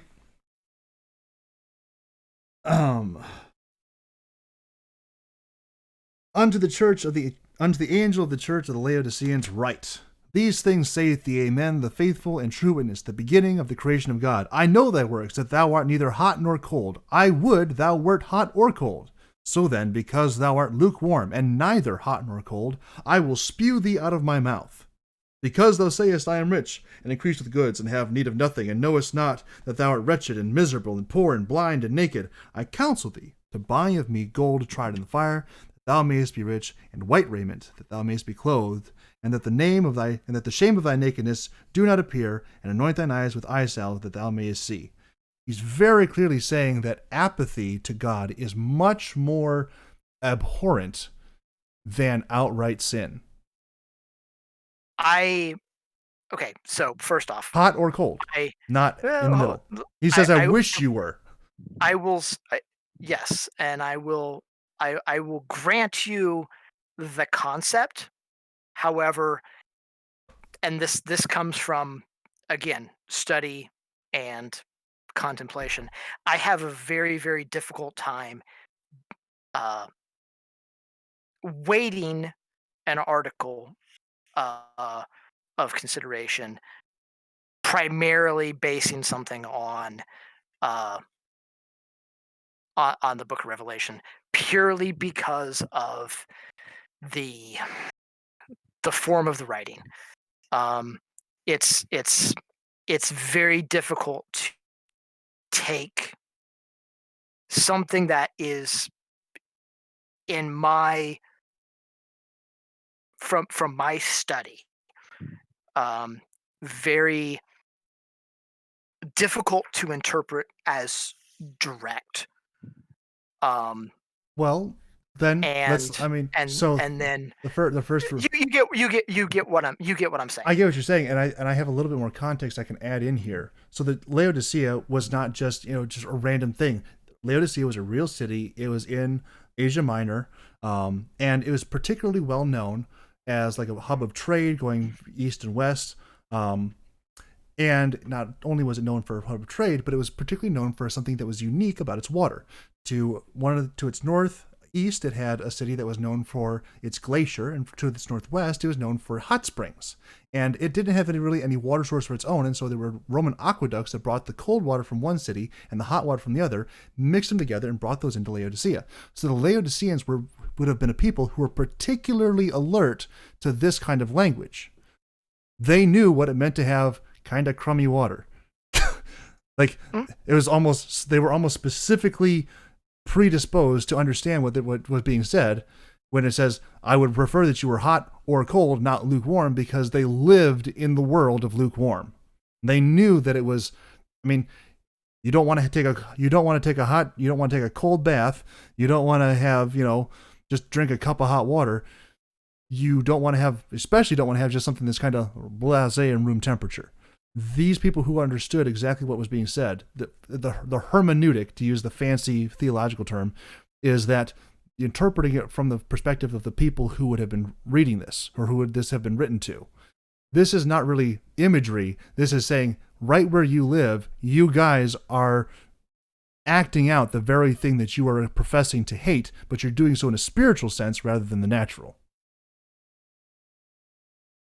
I and again, I can give the I will not argue that apathy is not okay. So let me take it from this side. Okay. Um, the I think in a lot of ways this comes back to our previous conversation, in that if you believe that this is the case, if you are convinced that this is the case, then hold yourself to this. Um, then hold yourself to that. Okay. Um, I I would have a very hard time taking this beyond that. And as far as if I'm using if I'm using the Book of Revelation, and again, it's hard for me to give enough context The, to the, study. I have gone through a series of I have looked at the book from attempted to look at it from a literal standpoint. In fact, I think my mother chewed me out for that at one point, quite significantly. Um, I have looked at it from just a concept standpoint, and I've looked at it from a uh, standpoint of, okay, if this is potentially a uh, looking forward into something that we can't fully understand. Um, It's concept. I mean, the simple answer is that it's actually all of those. It just depends on which passage you're reading at the time. The first three chapters, the letters, the addresses given specifically to the churches, those are very direct, and I mean to the point where he like calls out specific people. This person is in your And again, like this person's in your church. They're causing a problem. You should be aware of that.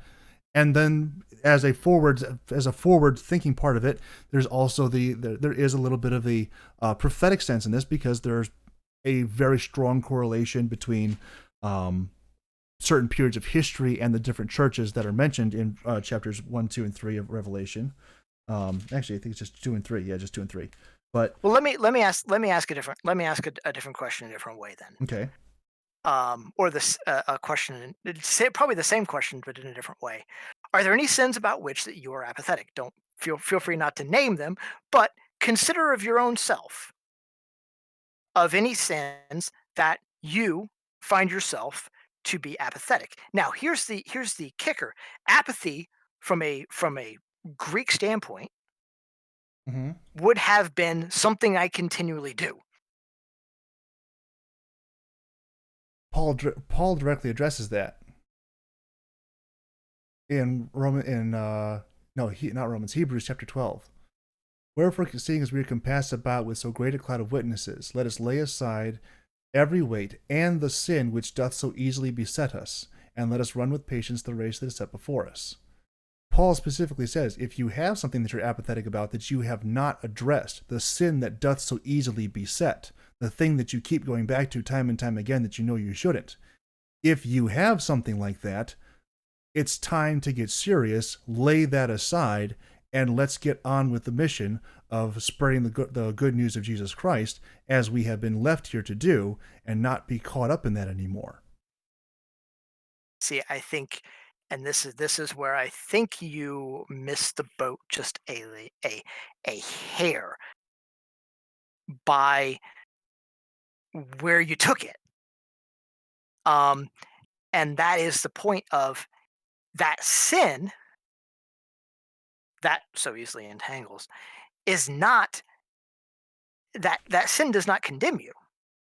That sin is forgiven.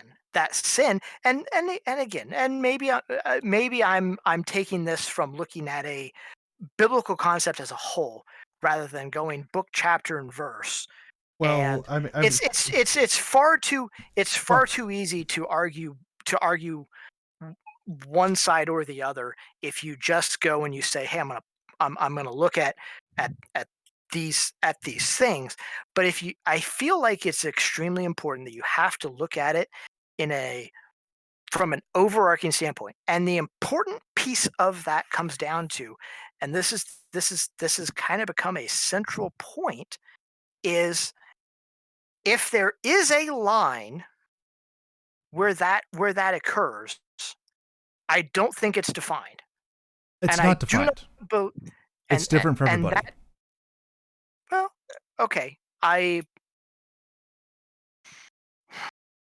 God I created don't man. Every single human being on this planet is created uniquely. I think we can agree on that, correct? yeah. Okay. God, therefore, tailors the message that is preached, that is given to that person, uniquely to that person. If God is a loving God and we can believe his word, which I believe that he is loving God, and I believe that we can believe his word, he says that he is not willing that any should perish, but that all should come to repentance.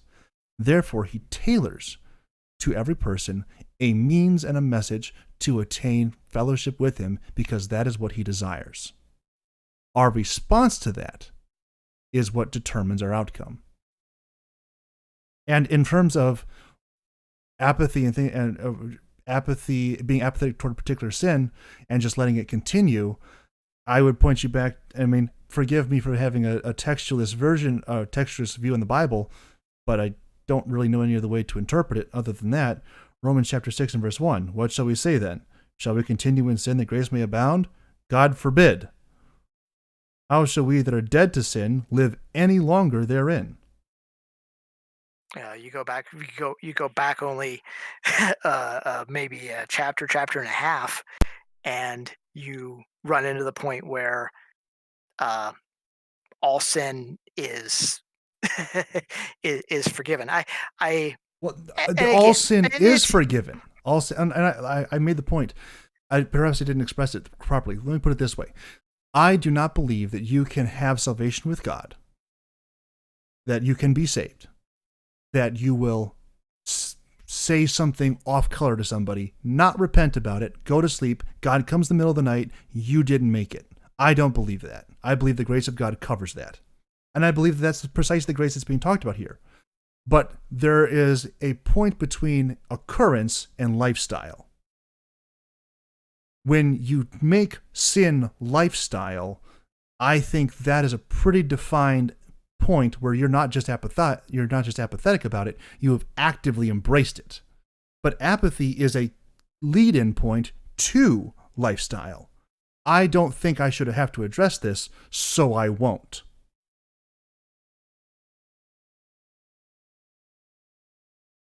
I will agree with you on the on certain parts of what you say. However, I still I still have a very, very, very major issue with um I think we'll have to agree to disagree because I still I cannot find uh I cannot find reason that you you would passively lose your salvation. I do believe you can actively give it up. Oh, I actually come to think of it, since you just phrased it that way, it brought something to mind.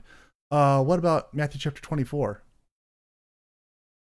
Um, because lawlessness is this is from the NASB. I just when I typed it wouldn't come up. Verse I 12. actually prefer the NASB Okay, typically. Matthew 24, 12 and 13. Because lawlessness is increased, most people's love will grow cold. But the one who endures to the end, he will be saved. Who will be saved? The one whose love did not grow cold, he did not become apathetic, and he endured to the end. It's the same language as is I used in Revelation eh, chapter 3. I I in that case, I would have to look back at it. Um, but no, I think I, I get where you're going, but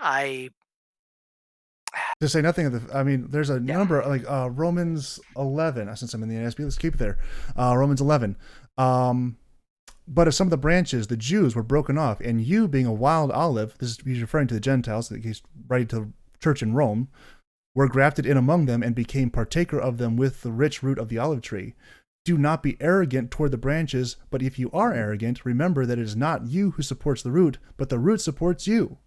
You will say then, branches were broken off so that I might be grafted in. Quite right. They were broken off for their unbelief. But you stand by your faith. Do not be conceited, but fear, for if God did not spare the natural branches, he'll not spare you either.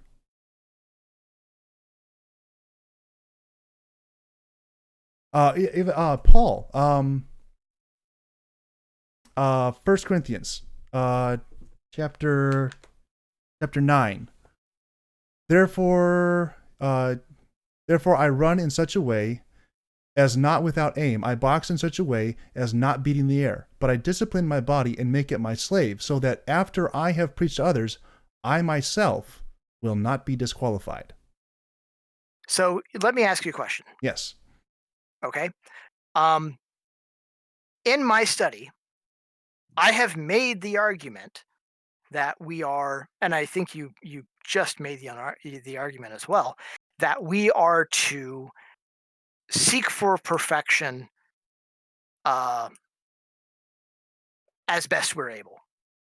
Yes, perfection in the proper connotation. Again, going back to the original Greek, our King James translation is not particularly up to snuff. I don't like King James. I love the poetry of it. I really do. Um, and but that's neither here nor there. They say perfect. It should be mature. Well, Maturity refers to taking responsibility for your actions and dealing with the consequences of them, not just in the Well, not just in the temporal, but in the eternal. so here's a way that I'd made the argument in the past. Um, you would consider Christ perfect. I would. Okay. As a Christian, uh, one in pursuit of Christ Mm-hmm. is the proper definition if you want to look at it. Um, I would argue that uh, one therefore one in pursuit of perfection. Um, Now, does that mean that someone who chooses not to seek to study and understand as I think Christians should, Mm-hmm. does that mean that they have any less salvation than I do? And I have. as I much actually. as I I as much as actually I would have a really good as answer for much as I this. would as much as I would love as much as I would love to say that I am better than someone else simply because I have striven harder to delve deeper, the reality is I'm not. And the danger of that is the utmost level of would be the utmost level of pride that is is most dangerous, especially in the church. I agree. I actually have a fantastic answer for this. Let me give me just a moment to locate the passage here. I should be much more familiar with this. There it is. Because I I struggled with this for a little bit.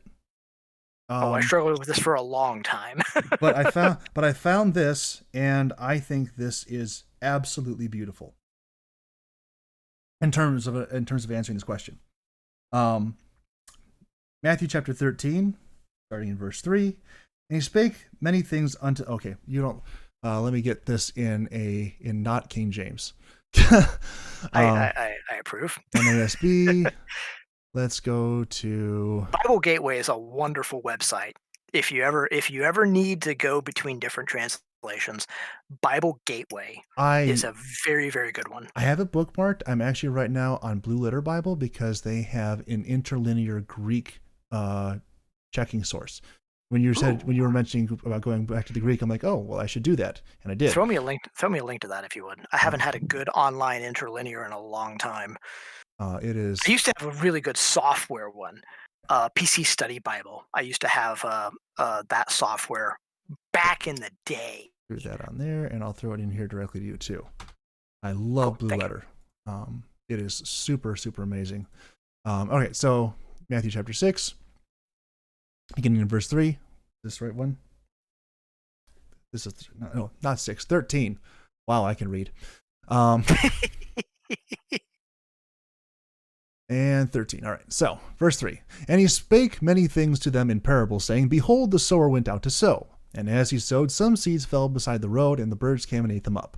Others fell in the rocky places where they did not have much soil, and immediately they sprang up because they had no depth of soil. But when the sun had risen, they were scorched, and because they had no root, they withered away. Others fell among thorns, and the thorns came up and choked them out. Others fell on the good soil and yielded a crop, some 100, and some 60, and some 30. He who has ears, let him hear. Now, I don't actually like the NASB on this one because the particular verse that they have. Well, okay, let me get into the explanation. Because the explanation is the most important part of this. We're very familiar. This is the parable of the sower and the different kinds of seed. We know generally what's going on here, but particularly because we have the exact explanation. This is about the response of people to the word of God. So if you skip down to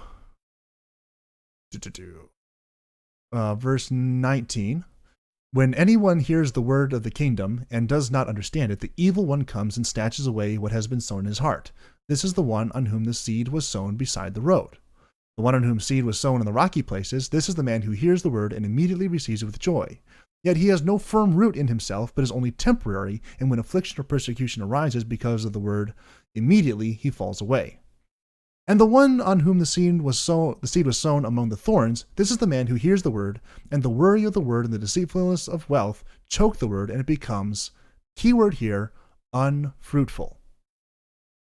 And the one on whom seed was sown on the good soil, this is the man who hears the word and understands it, who indeed bears fruit, some and brings forth some 100-fold, some 60, and some 30. Those who become Christian, who believe, and then do nothing, I believe fall into the third category of seed. They're still in church. They're probably still saved. I don't have any way to say I'm not the arbiter. I don't say this person's saved, this person's not. That's not me. I'm looking at this and saying there's a very high probability that these people in seed category number 3, they probably are still saved, but they're not doing anything. So my part of my background is I spent several years as a full-time substitute teacher. Yes. Um, and education is a very good way to explain what I think the English Bible does not do a very good job of discriminating between two words that are both translated in the English in pretty much every English version that I've ever checked into as judge. Okay? And education is a perfect way to look at this, because in education there are two major forms of looking at things. Number one is to evaluate. Okay, in education, uh, you work on something for a week and then you check to see how well the students understand what's going on. You're evaluating not to pass or fail, but you are evaluating for the purpose of, okay, do I need to do something more to help these students understand, Okay.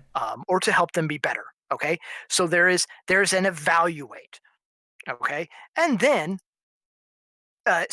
anytime you go and you're looking at the English Bible and you see the word judge, it's either going to be that, and it's so uh, the uh, if you go and you look at uh, you know uh, taking the plank out of your brother's eye while ignoring, or take the speck out of your brother's eye while ignoring the plank in your own. Right. um, the the text on that is actually, it actually goes back and it's actually referring to this aspect of, um of well, it's this distinction that you can evaluate and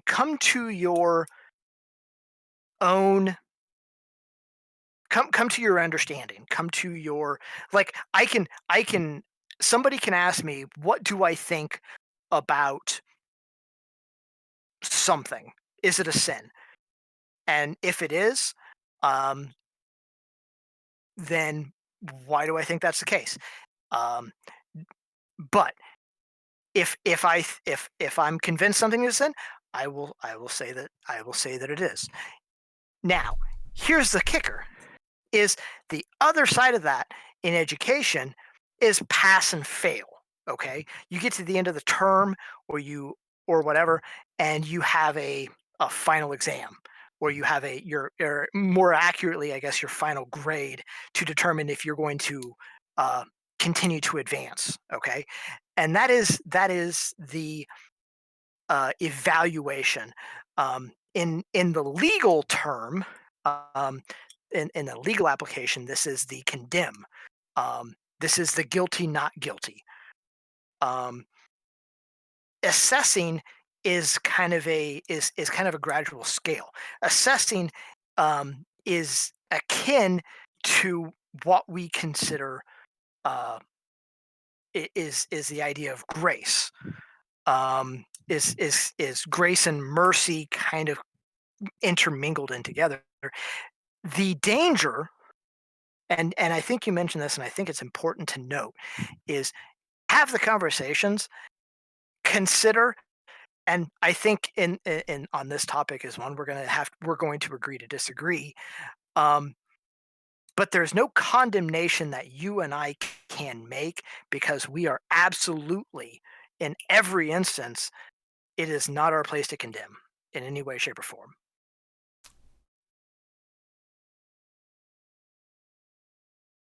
To condemn, I could agree. But to educate and inform, is that not specifically what we're called to? Oh, and that's the point. We are if you anytime you are told in the Bible, do not judge. Mm-hmm. If you go back and if you go back and look into the text, it's going to be the idea of condemn. It is going to Um, be that idea. But we are absolutely called to evaluate, um, to assess, um, to to consider where we are, what we understand, um, and to share that, I think, with those who will disagree. I think, um, and in a lot of ways, that that is best emphasized by what I said earlier. In matters of essentials, seek for unity. And I think you and I would both agree that in the things that are essential in our faith, the things that we absolutely would consider, if this was not the case, then our faith would entirely fall apart. We would find unity. In things where, in matters of interpretation, in matters of uh, possibly in perspective, um, you talked about the textualism, uh, versus going from a broader view. Um, it's more of a concept view, I think, that I kind of fall to now. Um, those differences, I think we can allow for liberty, but at the same time, regardless of which category those fall in, a topic falls into, we absolutely, if we profess to be Christians, and if we wish to hold to our position or not, we absolutely have to have love. we have to have love, yes, and there are some things that don't matter. I don't care really what anyone's particular position is on, say, end time theology. Is end time theology important? Yes. If it wasn't important, we wouldn't be told about it in any way, shape, or form. I don't think it matters a whole lot to someone's eternal destination. Mhm. I would I agree. have studied it out. I have some very specific opinions on it my own self, but I don't think it's going to make or break anybody's run to salvation. But I do really like the idea that it can be used as an outreach tool to bring other people to Christ because they're very interested generally in end time theology. So, as a person who is reaching to be a full time minister, it behooves me personally to have studied it out and be able to give an answer. I would There, I would agree. there are other things which are absolutely imperatively important, which cannot be compromised on. And I think, and I actually have to really disagree with you on this, um, because I agree 100% with something that was said to me by a mentor of mine, who I also vehemently disagreed on, except for this statement that he made.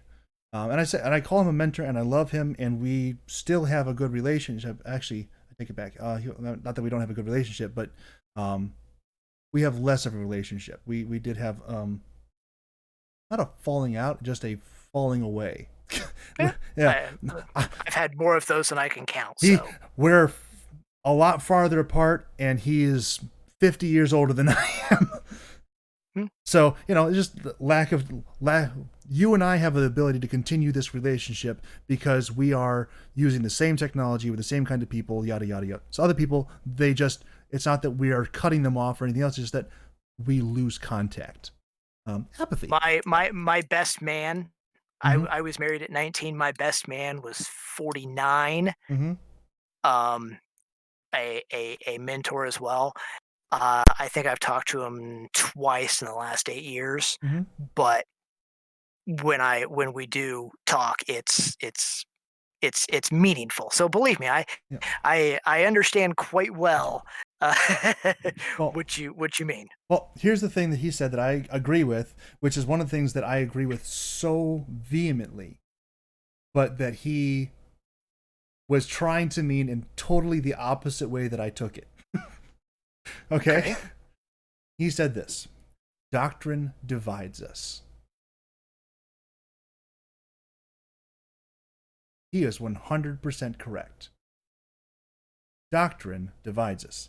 And doctrine is one of the most important, is like, that's, in my understanding, that is the most important part of the Bible. Otherwise, it wouldn't say that it was. I think it's 2 Timothy chapter 3, verse 16.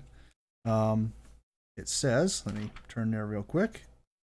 First and 2 Timothy 3, verse 16 are both fantastic. If you guys have never read them, I strongly recommend it. But 2 Timothy 3:16 says this: all scripture is given by inspiration of God and is profitable for doctrine, for reproof, for correction, for instruction in righteousness, that the man of God, as we've been saying, may be perfect, thoroughly furnished unto all good works. Um,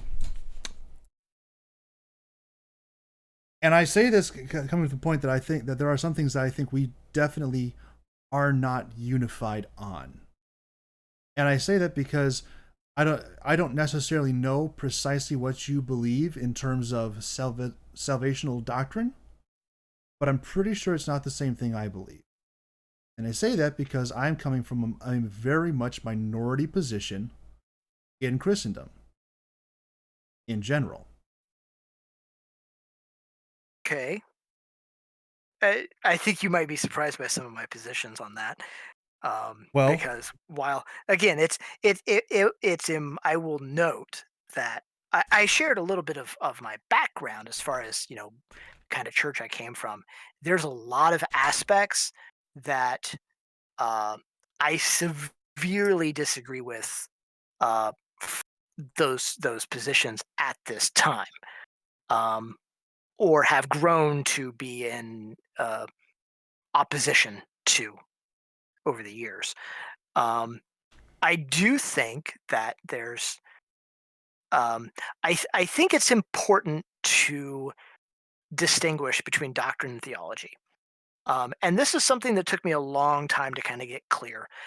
There's doctrine, mm-hmm. um, and um, those are some of the essentials, or those are what I would say the essentials, the basics. Doctrine Um, is explaining how. no, Theology is that's explaining theology. who. No, you've got to. Theology is literally the study of God. Well, Who is okay. God? That's Well, theology. okay. So, okay. Um, yes, but no. That is Greek. Okay. Now, this is well. So here's an important distinction. Okay. Um, when it comes to within Christianity and call it deeper study. Okay, you go to Bible college and you get into the um you get into stuff in that realm. In as far as inside Christianity, doctrine is the I don't know if that was you pinging me or someone else. Somebody else. That's my wife. I'm loud. Um, so I need to mind my volume. Uh, doctrine is the basic. Now, again, I'm taking this from a very specific perspective. I get what you're saying, and it took me a long time to really get this clear in my head myself. Um, so it's very this is kind of the the verses you were just mentioning are pretty much essential to the restoration movement perspective of unity, liberty, and love. um, in that the the the the big things that God exists, that sin exists, um, that man is sinful, that uh, Jesus came, he died on the cross, salvation is found through Jesus. Um, and I'm not going to make this an exclusive list because I think making an exclusive list is disrespectful, and potentially dangerous uh, to a lot of things, to the point where those big things are extremely, extremely important.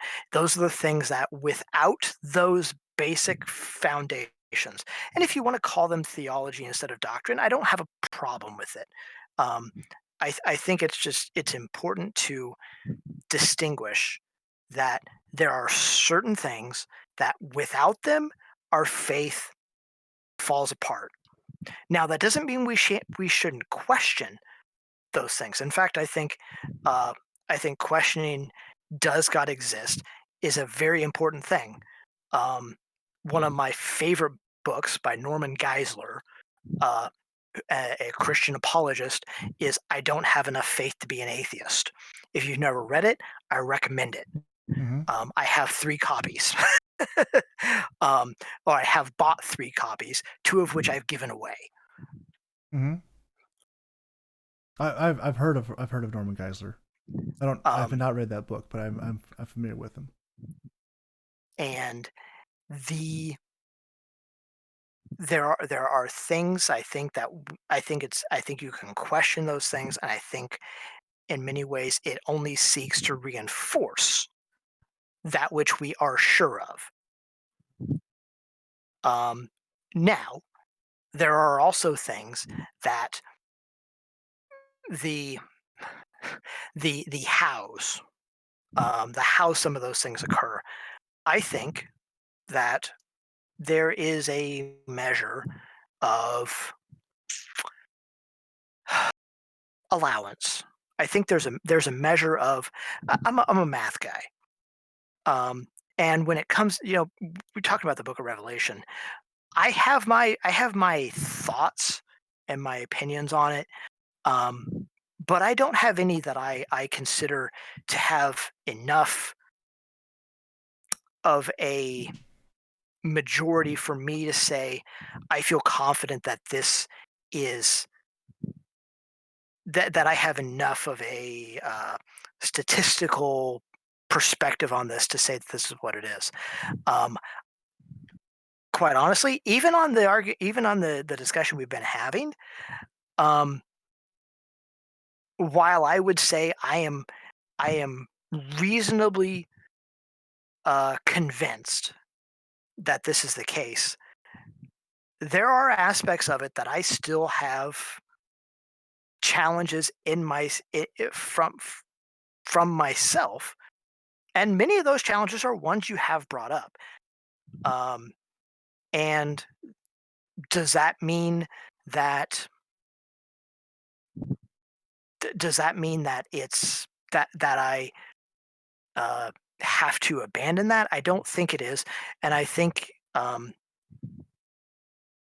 with the overall perspective that I take, I think it would be it's difficult for me to say, oh well, okay, yeah, but um, it's difficult, and I think in those things where where there are multiple ways to come at it, there are multiple ways to look at it. I think that those things where this comes into that idea of if this is where you believe, then this is where you should hold, um, or this is what you should hold yourself to. But at the same time, um, that doesn't mean that I should disvalue someone else's position. Um, And I do think that there is realm for both. Um, there's definitely realm for for for both. Both what? There's a There's realm for both my for there's realm for both my being convinced, but at the same time being able to question it, to have the conversation. And I'll be honest, you've given me some thoughts that I will probably sit back on this conversation, or sit back on this topic myself, and weigh this concept. And I think there's realm for both. And if there is realm for both, then I think that is a matter for liberty. I think that is not something big enough that we allow for, not necessarily, yes, there is division between what we think, but that doesn't divide us in Christ. Does that make sense? I believe we can both serve God, have different conclusions about how that works. That we can even have different conclusions about who God is. But ultimately, and I don't really I don't think if there's any single person on planet Earth right now who understands really who God is. Is that a fair statement? I think so. Okay. I But that believe being that that I being the believe I case, can be wrong. I believe I can be wrong about what is the unforgivable sin, and still be a Christian. yeah, there's a ton of stuff that's you can like that is that's also not something that I particularly care about. I just found it's just something that fits very well into that hole because it specifically says this is something that you will not be forgiven for. That to me says it's unforgivable. It fits the mold. If it looks like a duck and it talks like a duck and it quacks like a duck, probably a duck. By the way, good luck, masters, on your duck hunting. Um, Uh, so well, let's let this lie. I think we beat well, this I did, duck to a point. I did want to address one quick thing, and Sure, you've said that you've been to seminary or to Bible college, not seminary. I did have a question about that because it's something that I've heard, and I don't know if you would have been there before this was kind of taken over or not, and I'm going to ask you a question based sure. on did your professors in Bible college teach you that the Bible is God's word or that it contains God's word? Well, there I'm not asking for that your it opinion on it. I'm no. asking what you were taught. Different question. I would say I probably had some that would have said a little bit of each. Um, that let me. That's a good question. I would have to think back and um, So, ask your question again if you don't mind. were you taught in Bible college that the Bible, the Holy Bible, no matter which translation it is, that it is God's word or that it contains God's word? I don't know that I ever heard the distinction. So, the reason I Um, asked this question I, is I, because I heard I I heard someone else go through, and it's fine if you don't have an answer for this. I'm I don't actually think I do. okay. I don't think I do. There's my pastor, my present pastor's, one of his mentors. His name is not he's not was he's still around. Um, I forget his first name, but his last name is French, not Austin French. That's a singer. Something um something other French. Um, Talmadge Anyway, French. Talmadge French. That's his name. I think he's written a couple books. Don't know. Hanged if I care. Main point. He was in Bible college on his first day. He walks into his Old Testament class or something like that, and the teacher walks up in front of the class, picks up the Bible, throws it on the ground, and says, "If you believe that that book is the Word of God, you are a fool."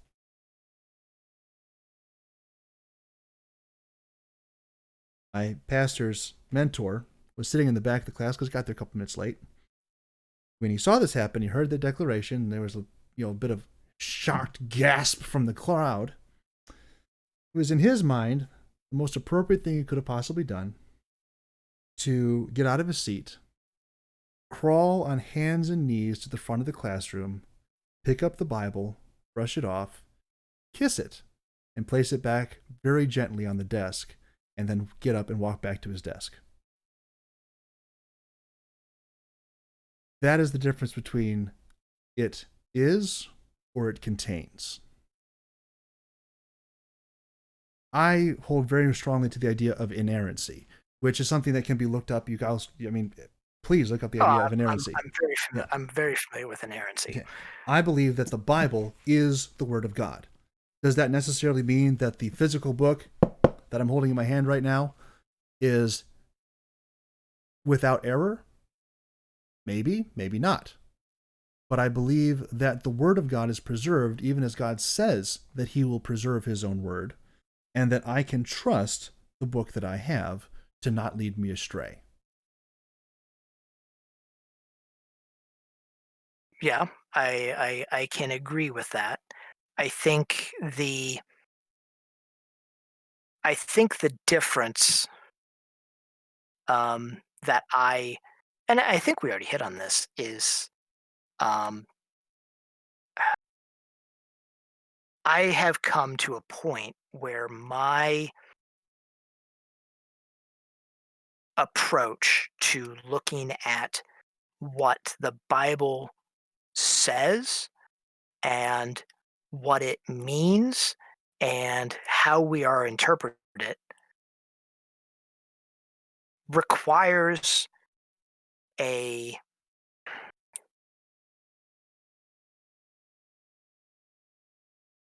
and maybe I take this to the extreme. It's possible. It requires that I take a approach that is the opposite of book, chapter, and verse. And some of that comes from the way that I was taught growing up, where book, chapter, and verse were used to exclude even other Christians simply because of a non essential. Uh, I would And oh, finish up. When you finish, I've got a place to take this because I have book, chapter, and verse for exactly those people. Go ahead. the um and in in those non-essentials and the hilarious part is they would even say they were non-essential, and they would expound to be a Reformation church or a Reformation or a Restoration uh, branch congregation, having come from the Restoration movement and all that jazz, Stone Campbell and the whole kit and caboodle. But when it came down to it, they would seek to exclude rather than seek to love. And that's where I have possibly gone to the point, and I'll even I'll even give you the credit for it, is I may have gone too far from book, chapter, and verse in order to try to figure out the overall picture. Maybe that's the case. Go ahead. So,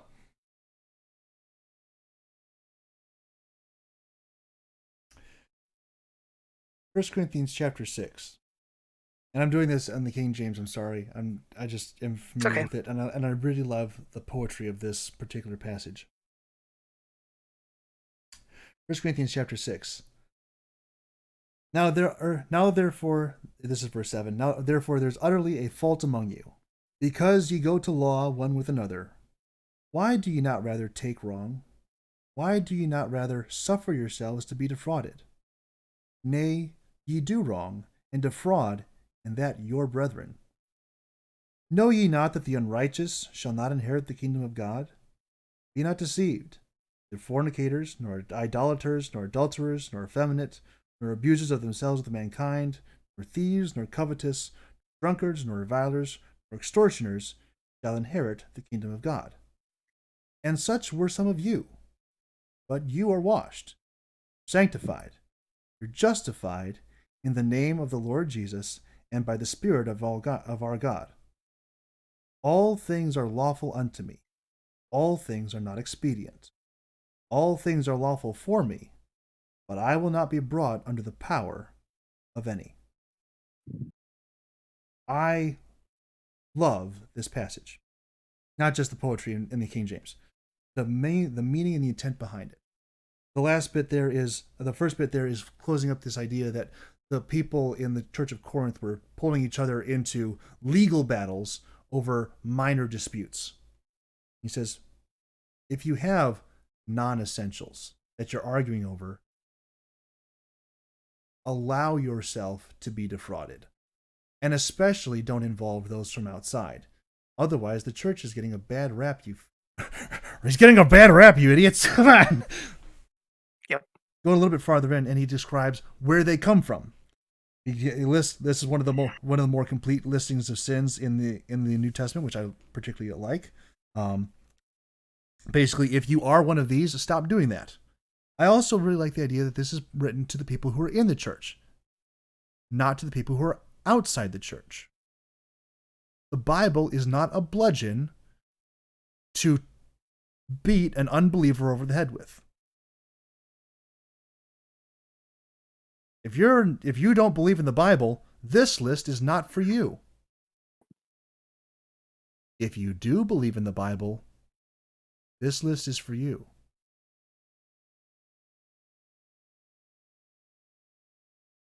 That we should continue no more in them. Again, such were some of you. Some of you were fornicators, idolaters, adulterers, effeminate, abusers of yourselves with mankind, nor thieves, covetous, nor drunkards, nor revilers, nor extortioners.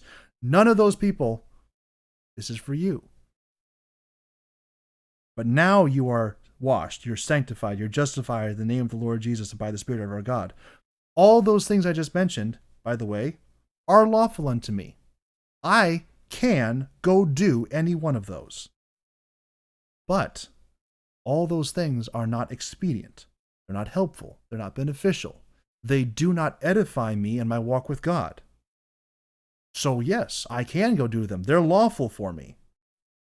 But I will actively reject them so that I am not brought under the power of any of them. Those who are in the church who try to use the Bible as a bludgeon to say, well, you must conform to this. Well, that verse right there says I don't have to. And I think we can all agree that, idolatry, fornication, adultery, covetousness, revilers, extortion, those are not non-essentials. Those are big essentials. But the grace of God can still cover those provided there is repentance. But repentance is not something which is determined by a second party. Repentance is something which is determined between the first party and God. So I agree with you. I don't like this idea that someone's going to come up and to say, well, you need to stop doing this. I have seen so much damage in the church done by someone running up to somebody and saying, you need to stop doing this. Even like people who believe. Unless you have like a direct word from God and it's confirmed, not just like, oh, I think I had this or you had spicy tuna yesterday. There's a very big difference between those two things. If you have a direct word from God and you're calling something, okay, that's something we can talk about. But if you're just being like, oh, I read this and I think it applies to you, and you start bashing somebody over the head with the Bible, that person is either going to become callous, angry, both, or bitter.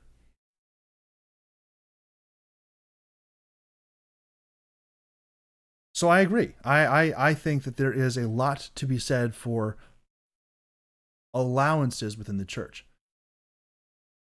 I've expressed this to other people this way because I'm not just a textualist, I'm a fundamentalist. There's a lot of things in the Bible that I think are being dramatically overlooked and undervalued and also underperformed by the modern church that we live in. Oh, I'd agree with that. I think the things that we choose on that might be different, Certainly. but Well, I I mean, I would some I of would agree. you might have a couple more than I would in some areas, and I'd certainly have more in the other ones than you would, and those are probably listed Yeah, under the non-essentials. Probably. I I Um, would tend to agree. some of them. But here's the thing. Um, where was I going with that? I had it in my head. And then I was interrupted. Darn it. um, It's not my fault. it is your fault. Ugh. Hey, you made the sound clip for me. I did. Um, but there's an idea that's being okay. The church is overlooking some things. They're not performing the things which God has called them to do. Primarily, we're doing a terrible job of outreach, at least in the United States.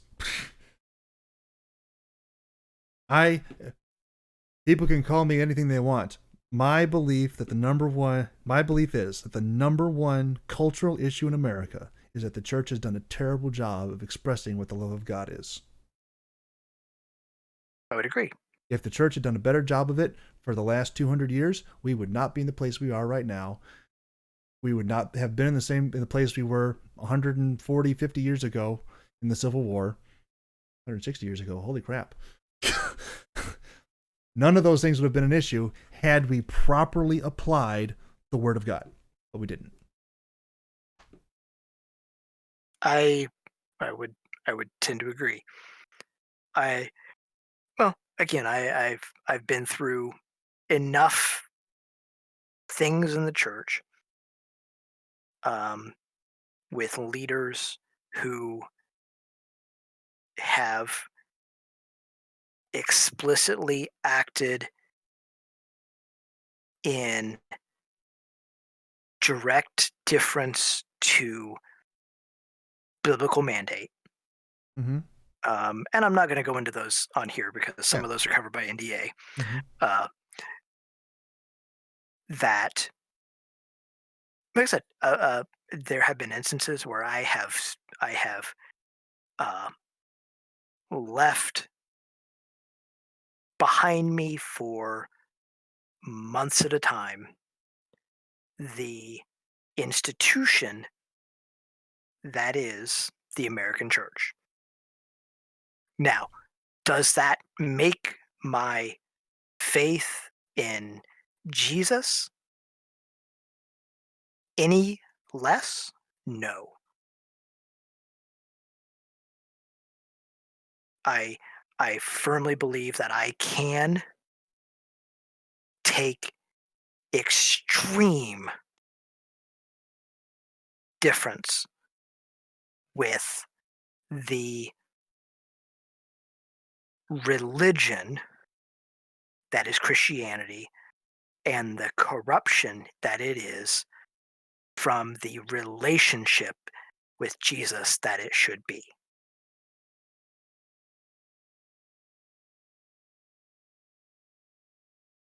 I would agree with that. Um, it's not a set of rules. We're past that. That was the law of Moses. Jesus came to fulfill the law. Now 2,000 years past that. We'd be past that. And the reality is, if you look at what Jesus did with the law, and I think he did this on purpose. Um, is he in almost every instance he looks at the law and you know you know if you so much as mutter raka to your brother, you've committed murder in your heart. um I That's mean, a little bit mixing two passages, but I'll allow it. it, the concept holds if you Raka is in danger of the judgment, thou fool, in danger of hellfire. If thou hatest thy brother in thy heart without a cause, thou hast committed murder in thy heart already. Clarification. I regardless, was a Bible quizzer. if you'll allow the point, Okay. um I I I would argue that Jesus took the law, even as they understood it, as messed up as the Jewish leaders of the day had the law, Mm-hmm.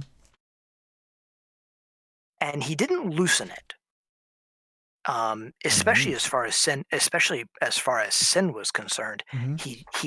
He made it more strict, and I think he did that not to not to punish, not to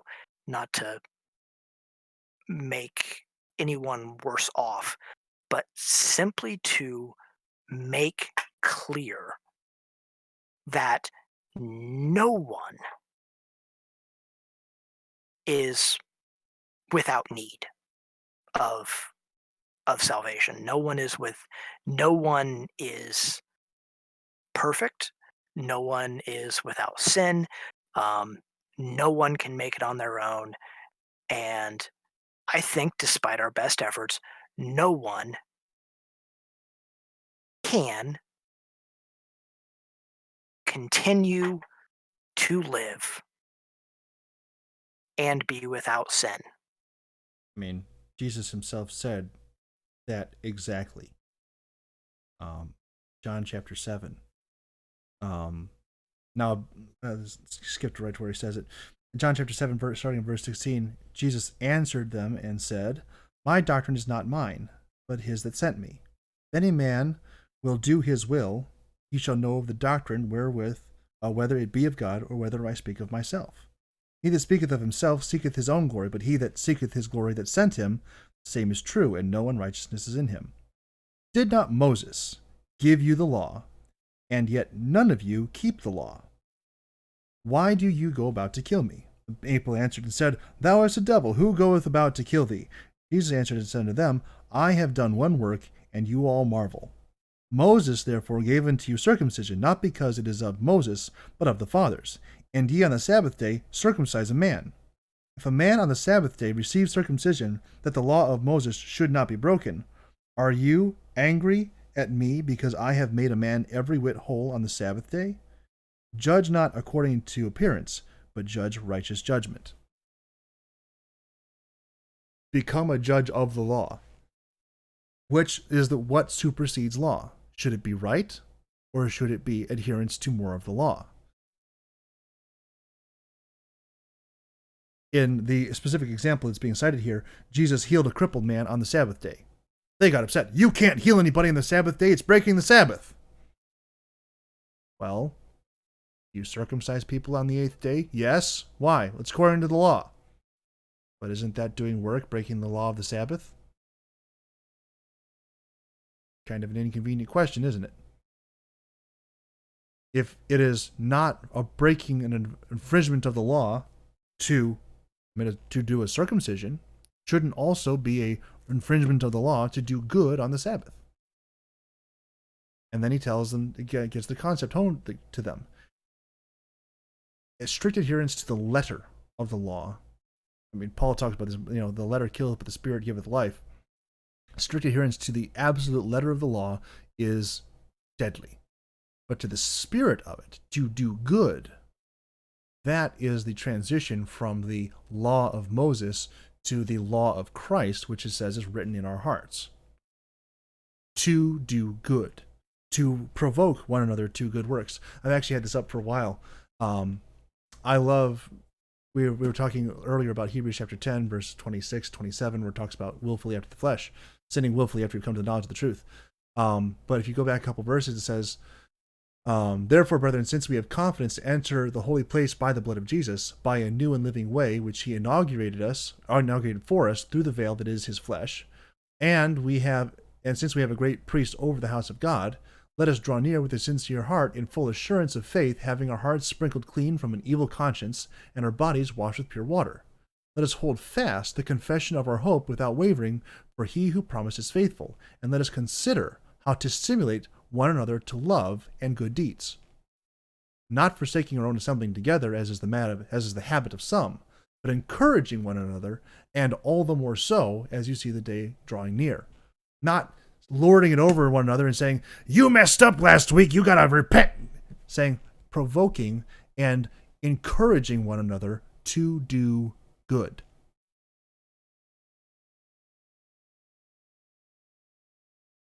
Did I lose you? Nope, I'm here. Okay. Nope. Yeah. So I'm going to back up another question here. Okay. One I asked before, and this time I'd like to hear your answer, and then we'll possibly discuss a little bit, and then I do want to talk a little bit about audiobooks. Uh, All right. so going back to previous question, so did Jesus? Let me rephrase.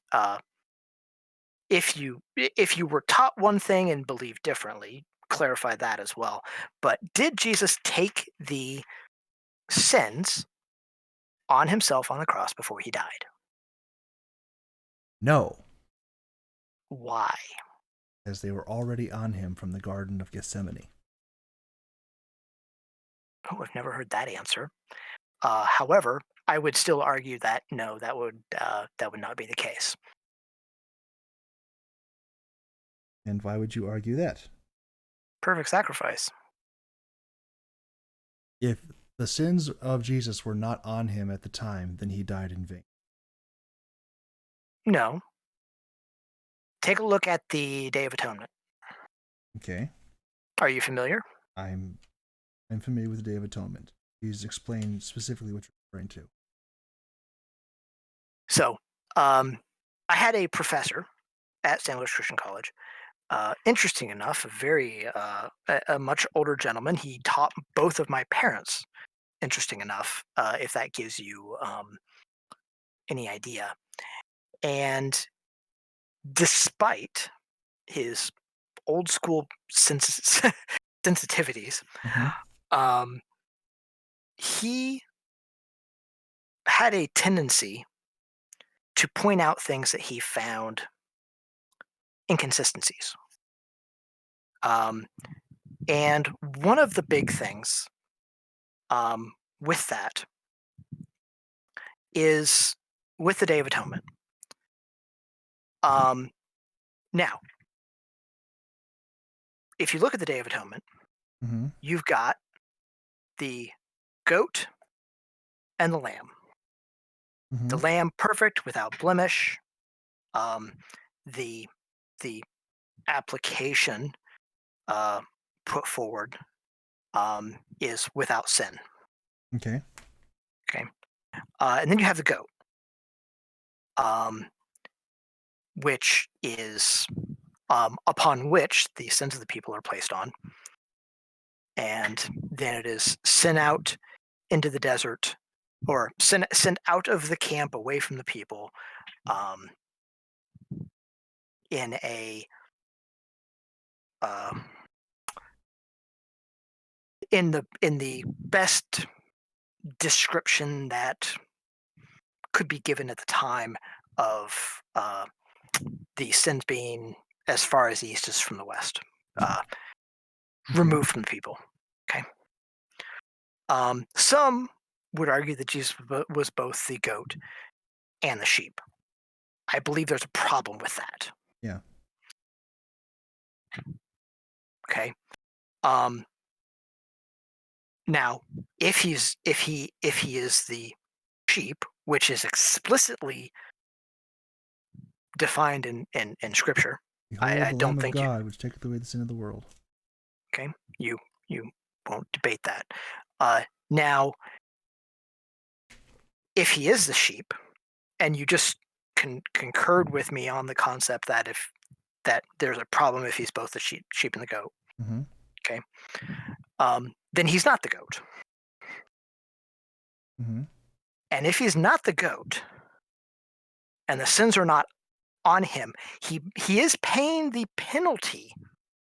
And this is the important this is the important distinction that I do make. He is paying the penalty, but he is perfect. He is without sin, and only a perfect sacrifice could pay that penalty.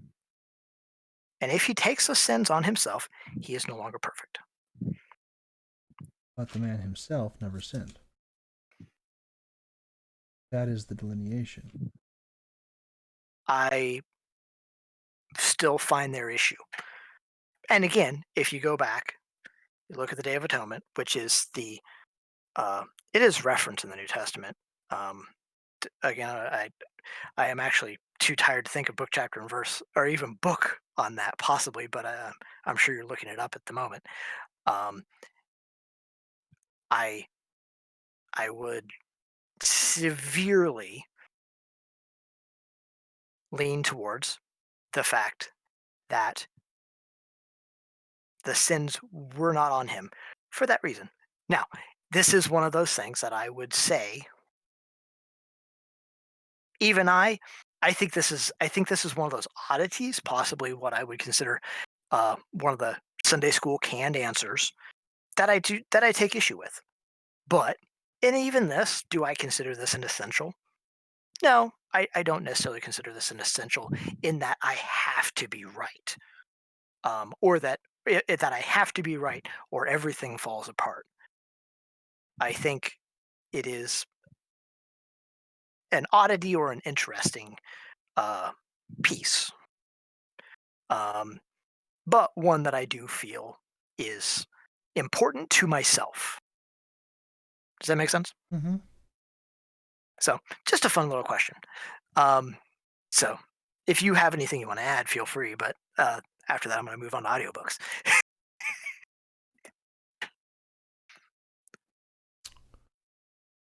Um, I don't. This is something I've never heard of before, so I don't really have anything that I can add in right now. Um, Do you have any immediate reaction? well, we know the sins went somewhere. If they were not put on Jesus, where did they go? As far as the east is from the west. That's the text.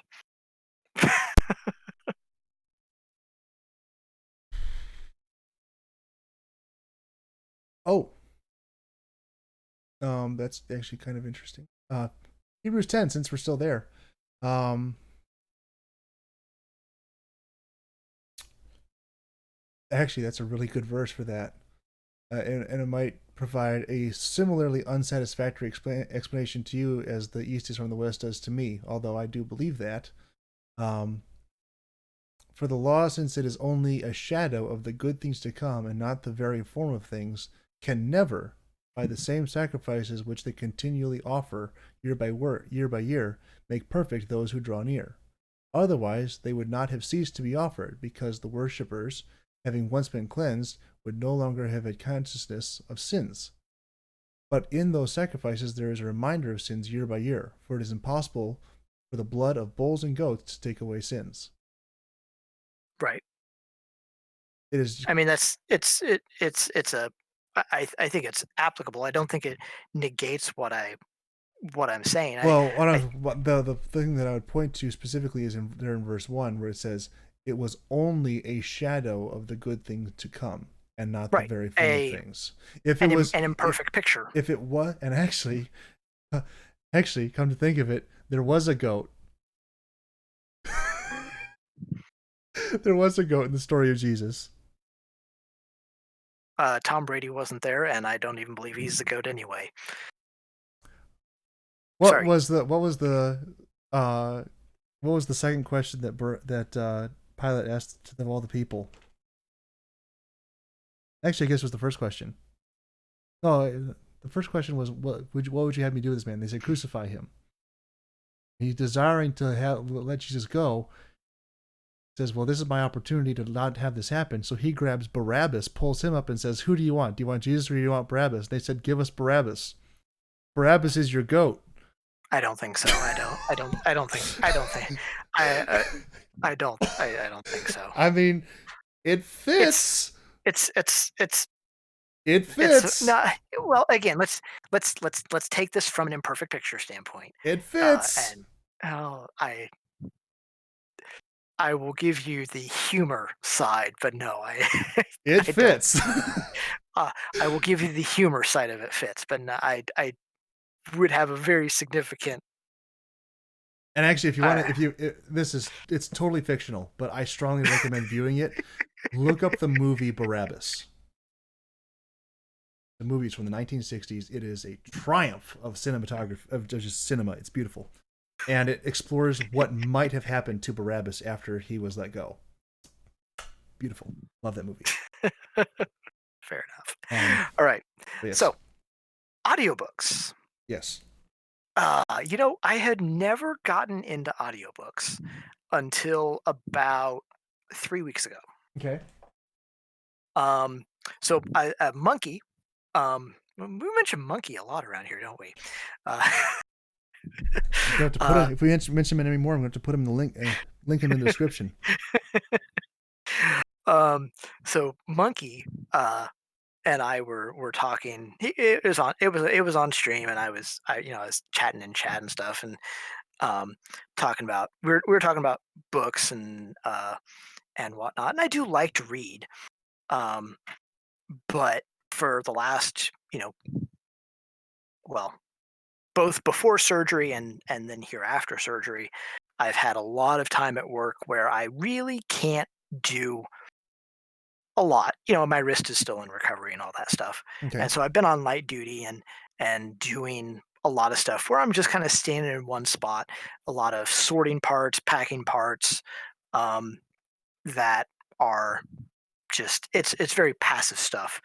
And because of that, I ended up um, I was able to have headphones in, and for a long time I was listening to music, and it was always a lot of the same music over and over and over.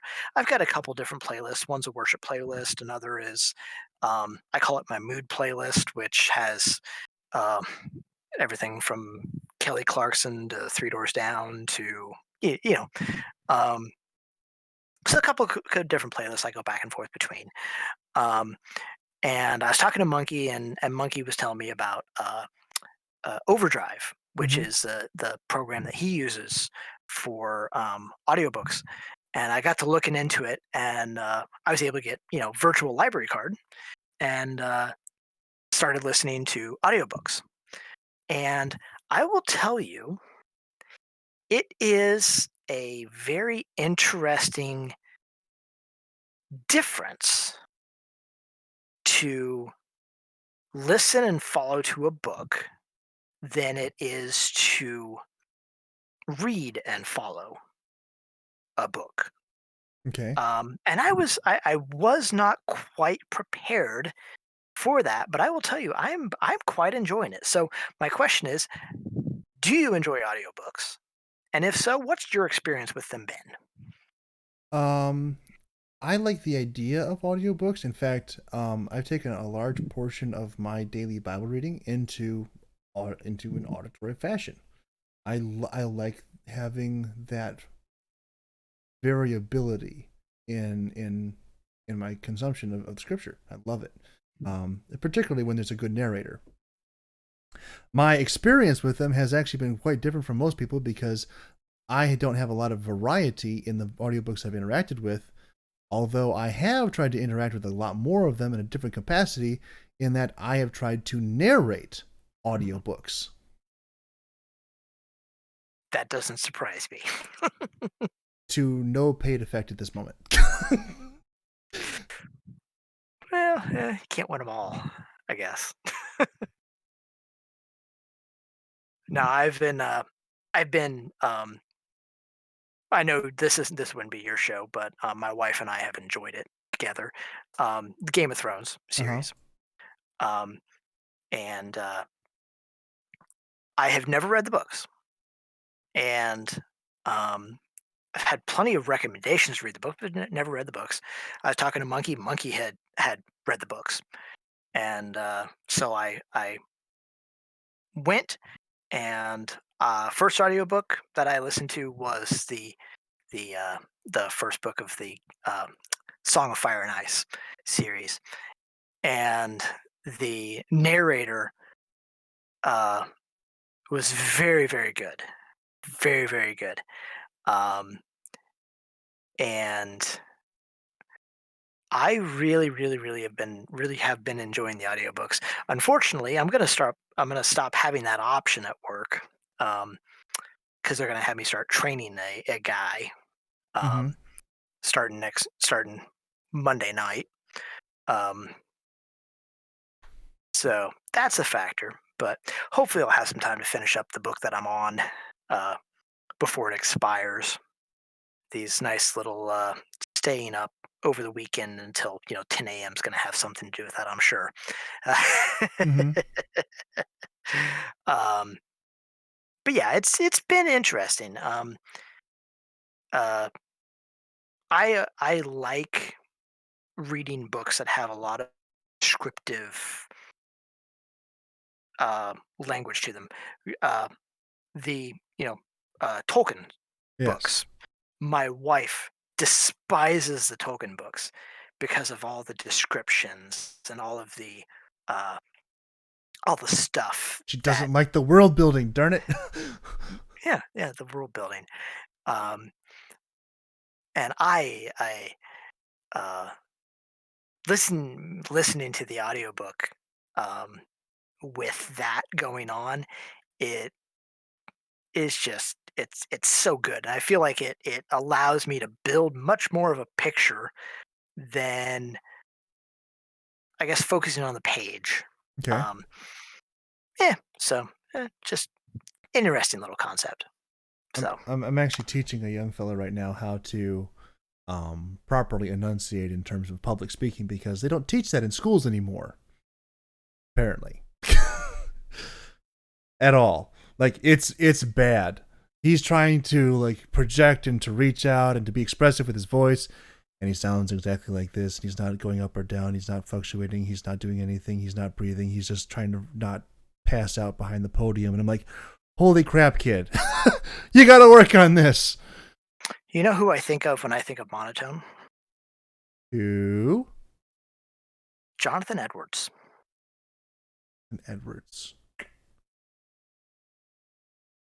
But we are but sinners in the hands of an angry God, clutched over the fires of hell. And if he were but to remove his hand from underneath us, we would plunge into the fiery abyss. We read that. I'm like, I know that. So there's a modern politician named Jonathan Edwards. I'm like, so we're talking. And I don't think that's quite the timbre that he was presenting that in. I see Jonathan Edwards having a little bit more um excitement in his voice. You're talking about Jonathan Edwards and Sinners in the Hands of an Angry God? That's the one. Nope. No. No. Extremely monotone. Low. Um, yeah. Why do you say that? Uh, history. Look into it. He was not his fire and brimstone was not in his tone. It was in the content uh that he expressed, Hmm. and he explicitly focused on that. So he's not a George Whitfield kind who once preached to like over 50,000 people. No, I guess the biggest recorded crowd was 30,000, but Benjamin Franklin actually went and listened to him and estimated that without any sort of amplification, given a um properly formed, properly shaped amphitheater, he could have reached over 100,000 people with his voice without amplification. Jonathan Edwards was one of the few revival preachers um, of his day that would only speak at night, Mm-hmm. and it was primarily to reinforce the content, um, and between his tone and his content and the atmosphere that the the torch and candlelight uh, would create, um, it's no wonder it would shake any man to his bones. But no, a lot of people think that Fire and Brimstone was just exclusively the well, a lot of people know, even those that aren't Christians, that I know a lot of atheists that if they know any sermon, it's the sinners in the hands of an angry God. They know what that is, and they assume it's this boisterous, uh, blundersome speech, just beating people over the head with it. And the most interesting thing is, it absolutely wasn't. It's extreme. This actually just a reprint. Strangely enough, the reprint of it that I found is on Blue Letter Bible. um, it's just reprinted here. How about that? Um, hmm. I may have misread this before because I've always been kind of the opinion that, like, when they're reading, when you get down to, let's see, it's a good spot.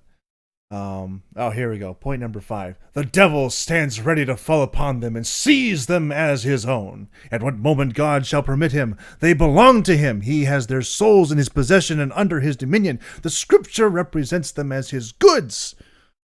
Devils watch them. They are ever by them at their right hand. They stand waiting for them like greedy, hungry lions that see their prey and expect to have it.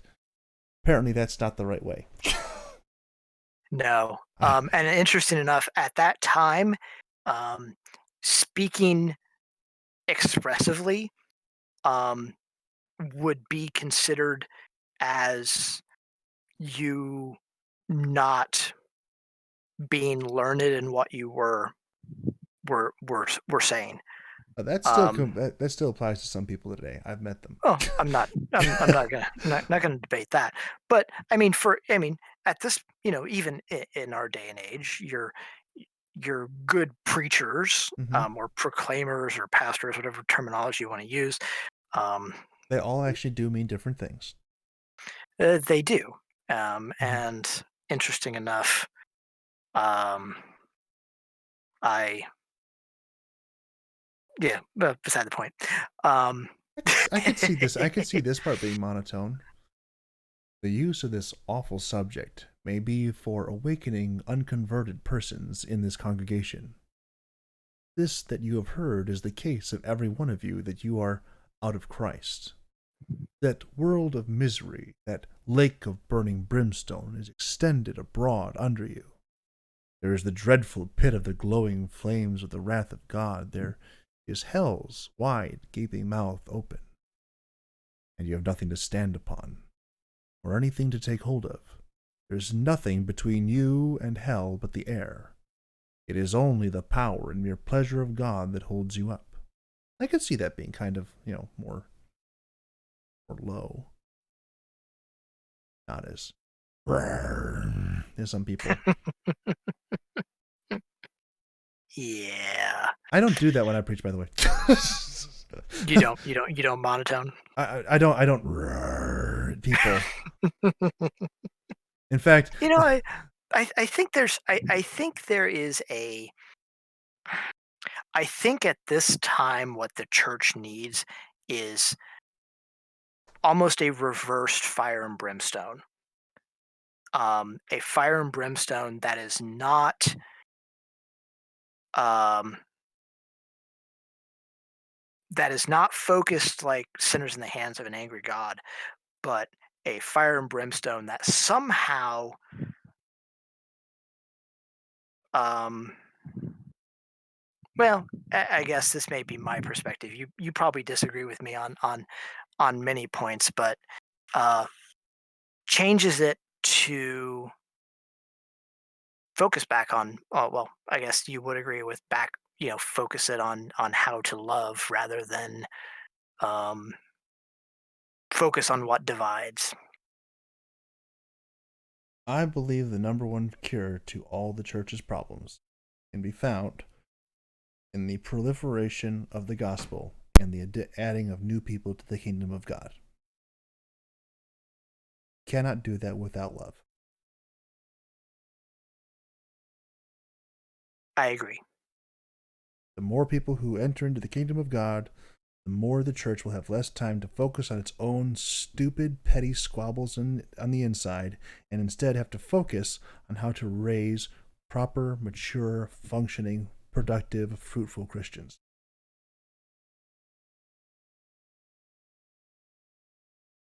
And then also go out and find more people to do that again.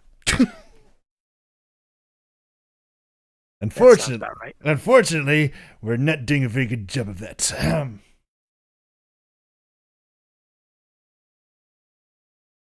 And depending on where you are in the U.S., winter is coming. Winter is here. Gotten a foot and a half the last week. I think we've gotten more snow in the last week than my wife has gotten in most of her life, and she was lamenting it Mm-hmm. as much as a week and a half ago, and I think now she's ready for it to be gone. Oh, I'm having a great time. I'm loving the snow. I don't like driving behind slow people in it. But I mean, aside from that, like if I could just get the rest of these people off the road and I could just drive, it'd be great.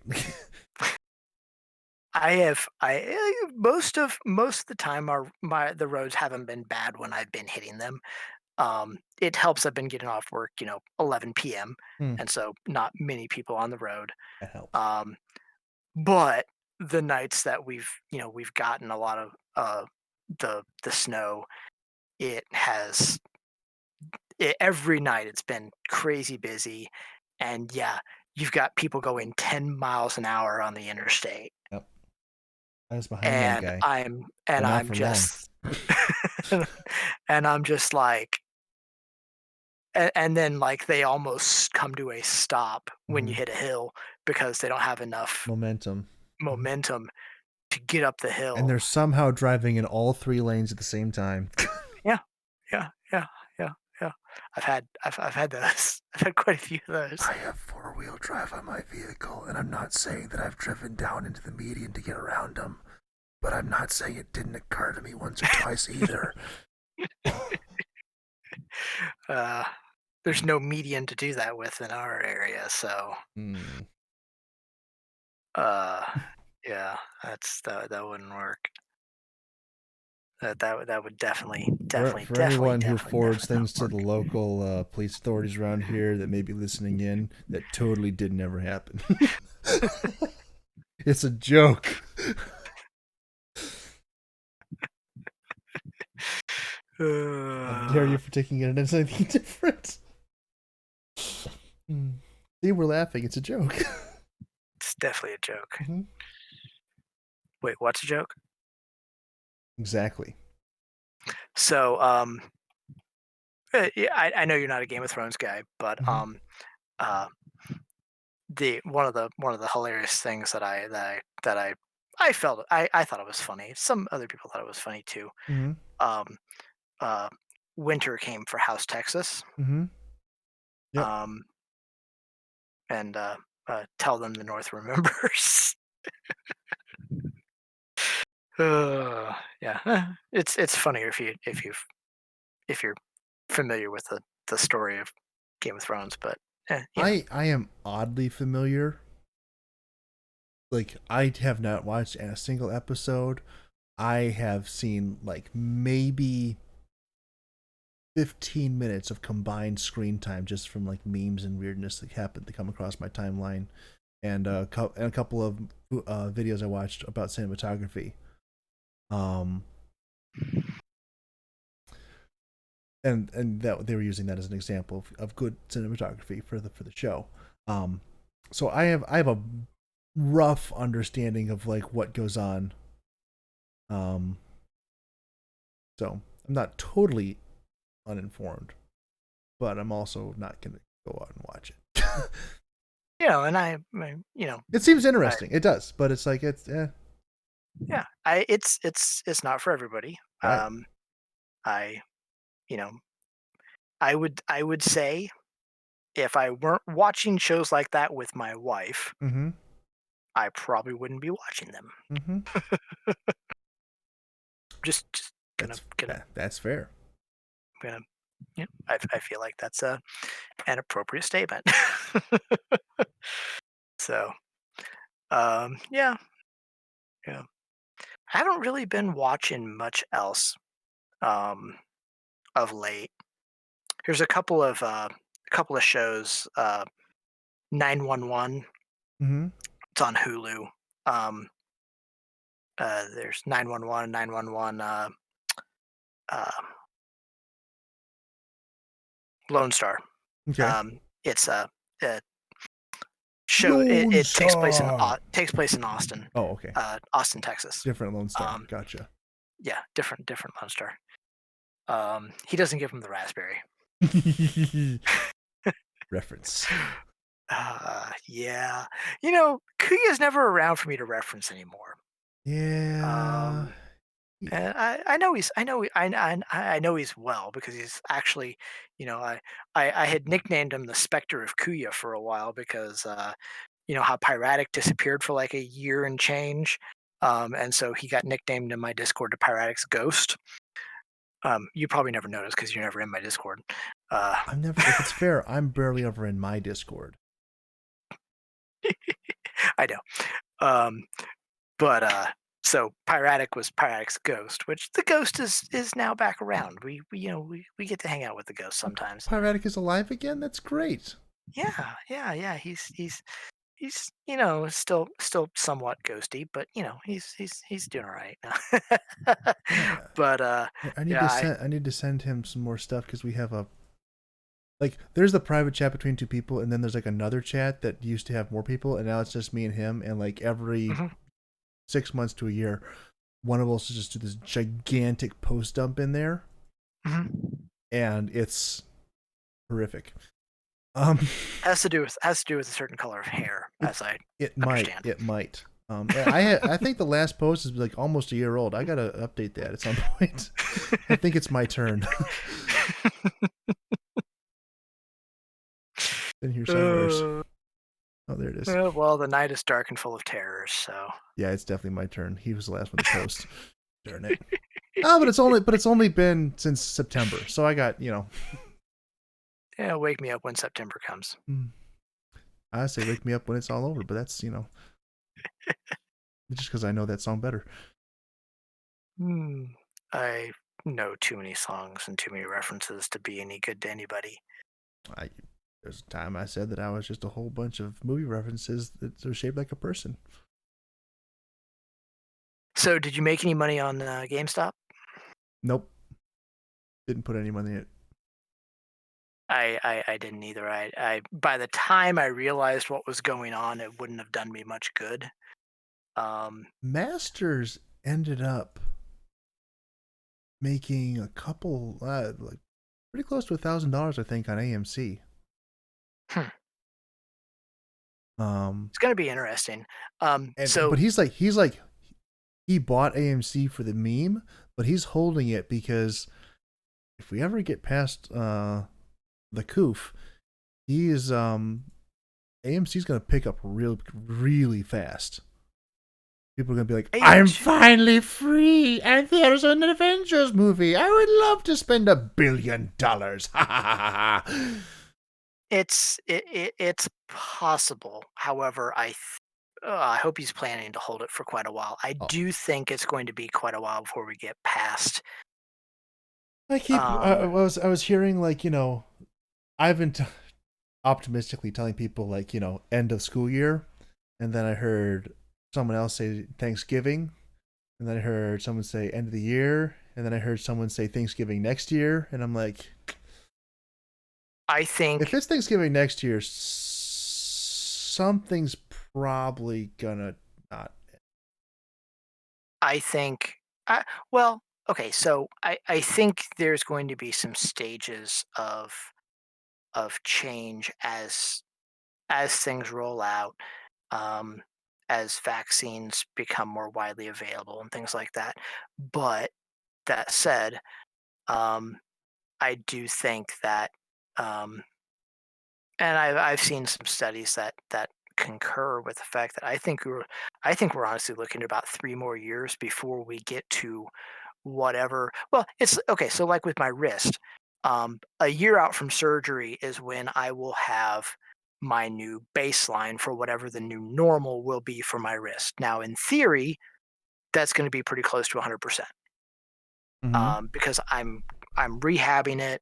I'm working it. I've been bouncing the ball that you noticed on the desk. Um, I've been bouncing it to work on mobility and strength while we've been talking pretty much this whole time.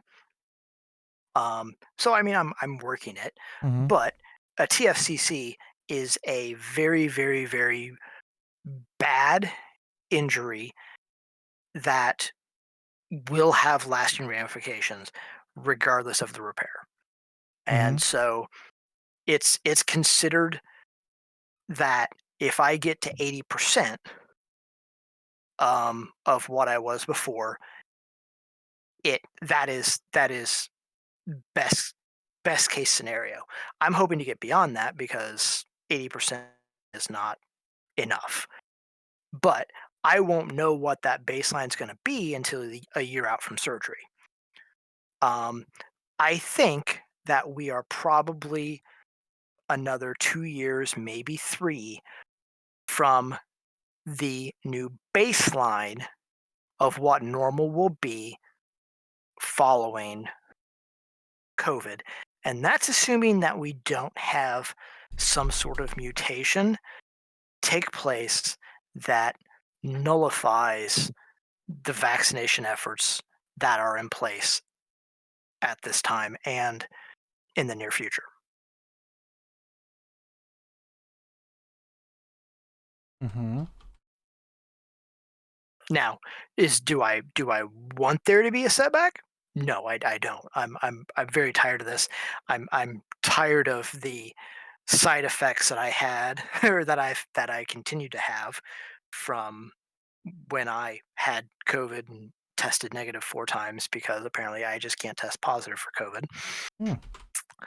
Um, Interesting enough, I probably have run out of breath less talking with you tonight than I have in quite a long time. But even then, I catch myself, and I don't know if you can hear it at times where I run out of breath, Mm-hmm. Mm-hmm. even just talking.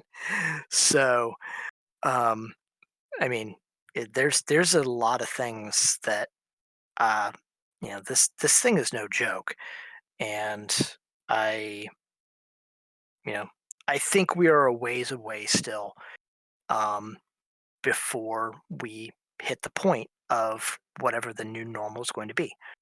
And I think we have to recognize that. And I think the fact that we aren't in a place of normal has to be normal for the time being,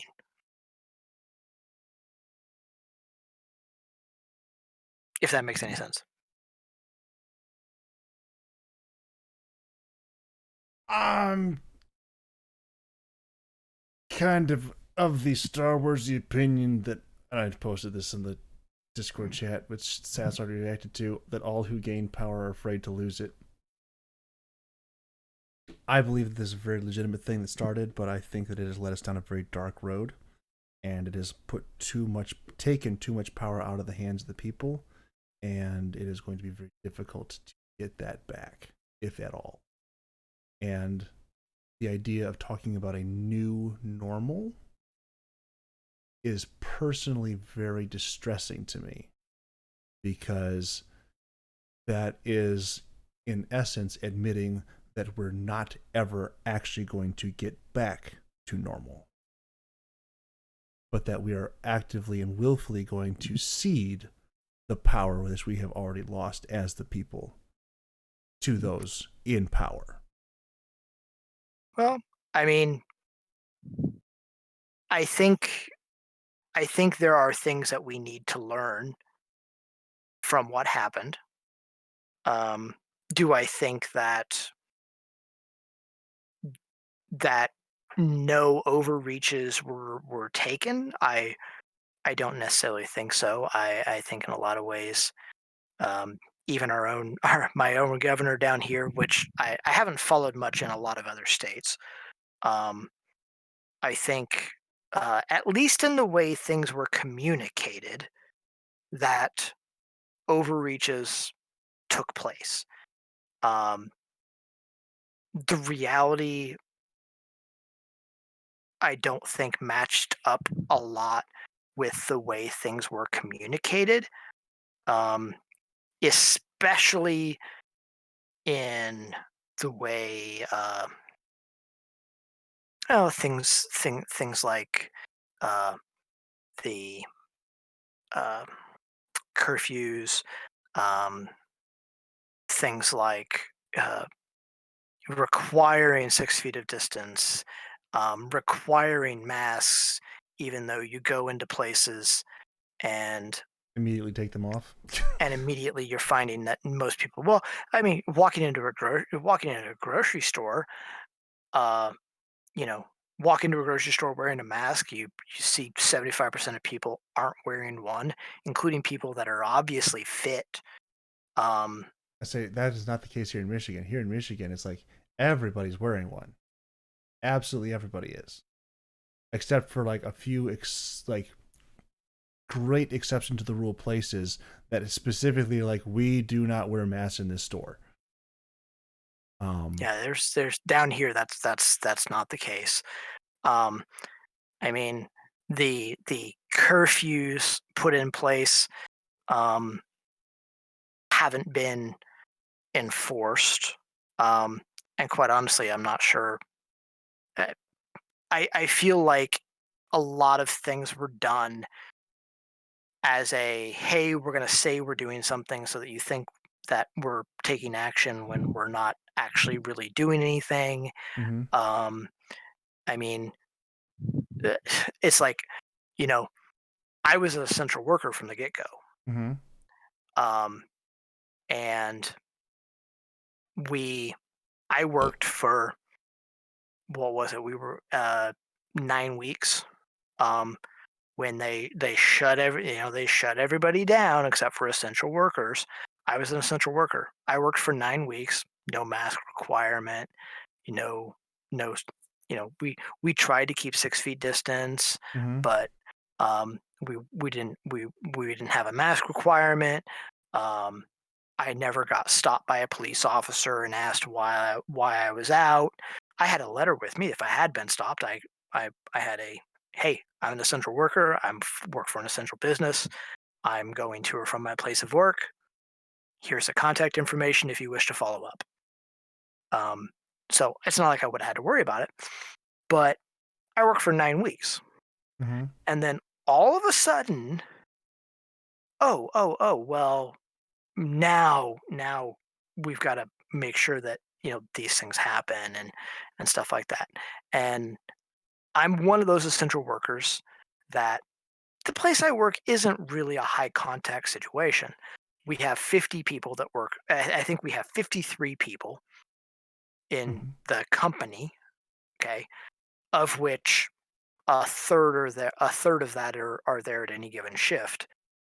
And for the most part, I'm around somebody maybe 30% of that time, Mm-hmm. around one other person 30% of the time. So not really a high contact scenario, but I'm I'm like, hey, I'm one of those people that goes, okay, did I not matter during that time? You know, Mm-hmm. have the risks that I've had to take because I'm essential not matter? I can answer Um, that. I can answer that question with another question. Go ahead. Were you paid any extra for your risk? Nope, not a penny. There's your In answer. fact, well, I There's your mean, you know, answer. the people who who couldn't work because they weren't essential got 40% more in unemployment. Mm-hmm. They got a raise I to didn't not get that. work. I didn't get Well, that and working. Like, yeah, it's rough. but that's this the $600 a week for a lot of people. That Mhm. was in this area that was about a 40% raise, Yep. and I'm an essential worker, but you know Mm-hmm. why do I matter? Because I'm greasing your wheels. Oh, I've been told pretty much every week since beginning of COVID that the law firm that I worked at would not be open right now if it was not for me and my team. Specifically told this multiple times every week. Yeah. Nothing even remotely approaching or hinting at or vaguely referencing the idea that they were going to accommodate those sacrifices, as it were. Nope, none of that. There was a great slap in the face moment a couple months ago, back like June, July, something like that. They were thanking everybody for like this was just when like the payroll protection program was about to run out, Mhm. and I figured out like what happened. Like this was they figured out the amount of money they needed to pay everybody to run out their PPP loans in order to not have to pay them back to the government. Right. And so they gave everybody on staff $500 bonus. Make sure everyone, really felt the love. And I'm like, but everyone is not doing the same things. Exactly. I'm doing 5 people's jobs who could be in the office and they're not here, and you just gave them my money. I mean, I'm not saying I'm gonna be upset about this, but if I was gonna be, I think I would have a pretty good reason to be. So,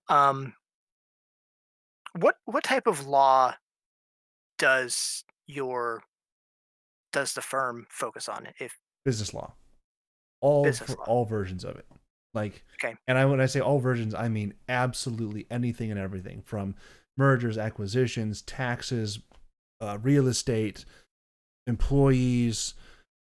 If you need to try and import an employee, we have a immigration department. We have intellectual property. We have basically it's a full service law firm that only caters to high dollar clients. That's the best way to describe it. Fair enough. Yeah, Um, anything and everything we have it, and it's just we charge more. so there's a law channel. Um, they don't it's not legal advice obviously, but there's a YouTube channel that I follow their stuff. It's actually a law firm out of Michigan, uh, Hogue Law. I don't know if you've ever heard of it. Um, I think you would enjoy uh, that channel. It's a lot of um, it's uh, stuff like he's been doing a lot with covering like the Epic versus Apple stuff that's going on. Um, uh, talking to it, uh, reading through one of the things he does is he's been reading through a game publishing agreement and talking about all the legalese and stuff that goes on Mm-hmm. in that and how those agreements function. Um, uh, he did a very interesting video on the stuff going on with Facebook in Australia. Um, he also covers a lot of stuff going on with video game developers, stuff like that. So obviously, cyberpunk. Mm-hmm. There's a lot that he covered with cyberpunk um, about all of the the lawsuits coming down those lines, sort of things. Um, sounds like your firm does some of those same sort of things. Um, he's more of a uh, acquisitions and mergers is more his area. Right.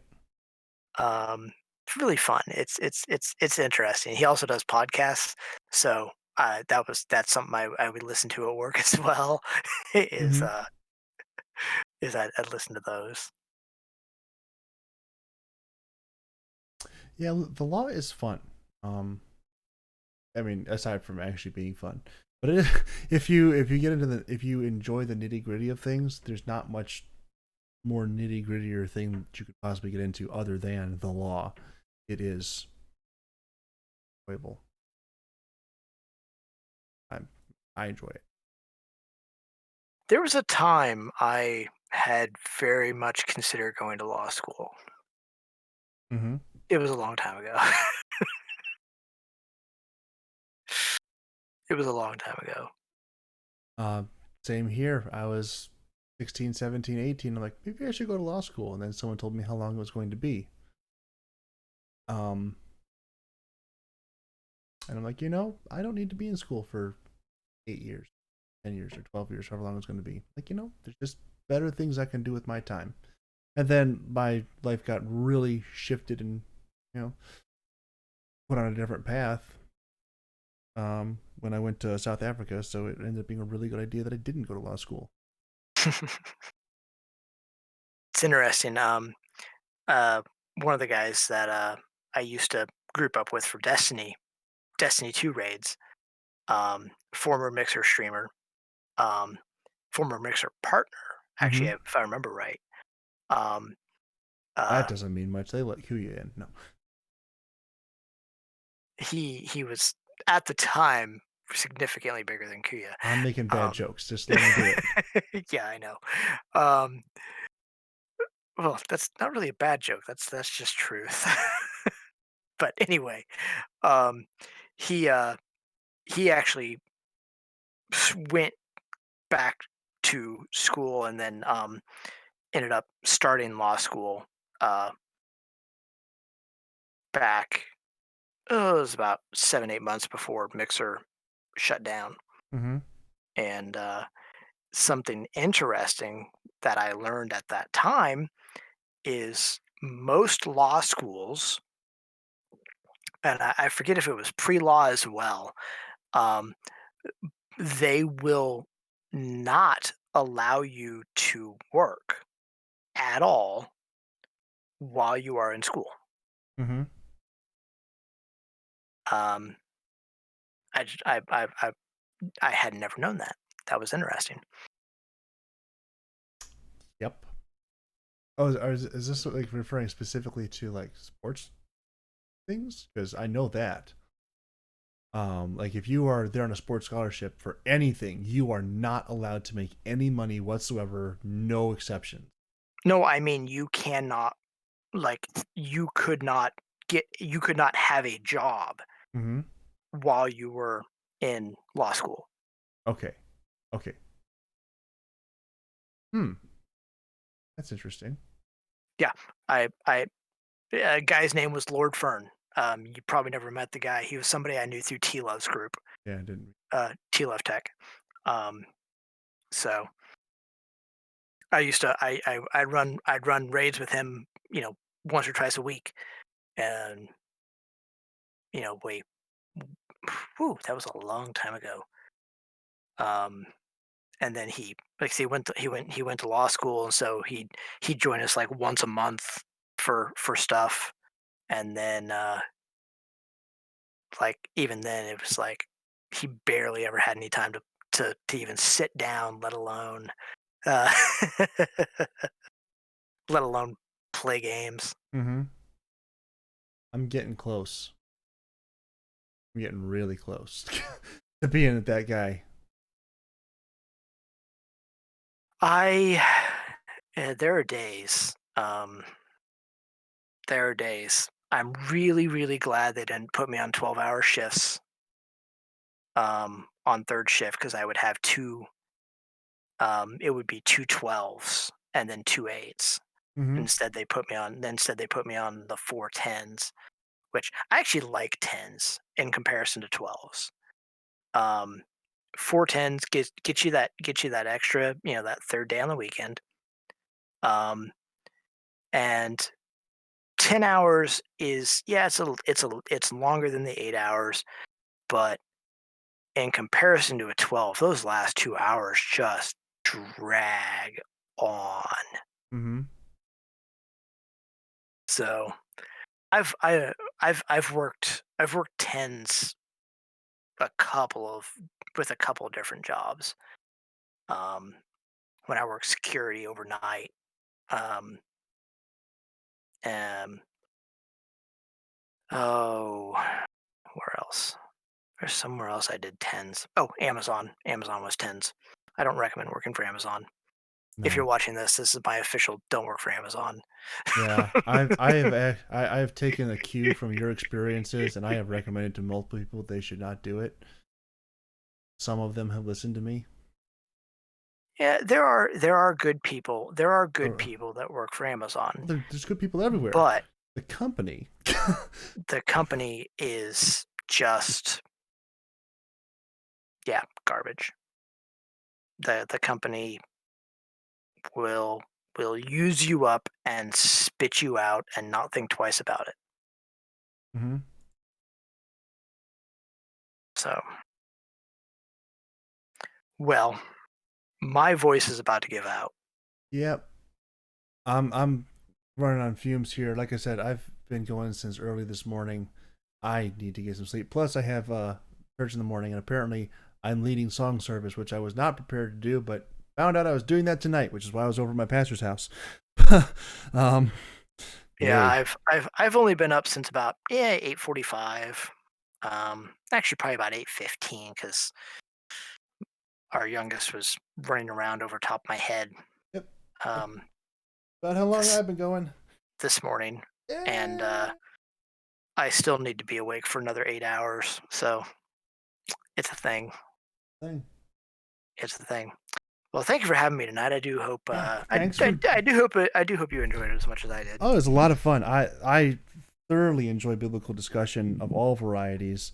I will sometimes push to get into them when I shouldn't. So I like it when they come to me.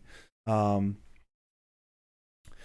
let's do this proper because we're closing. Because we're closing out here, and it's time to go to bed.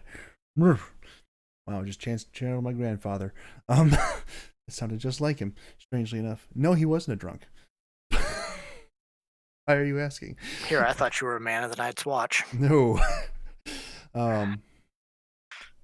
So thank you all for watching. Sass, hope you enjoyed. Sass is the only person who actually listens to these, and it's fair. But anyway, if you have enjoyed what you've heard, please feel free to like, share, comment, subscribe.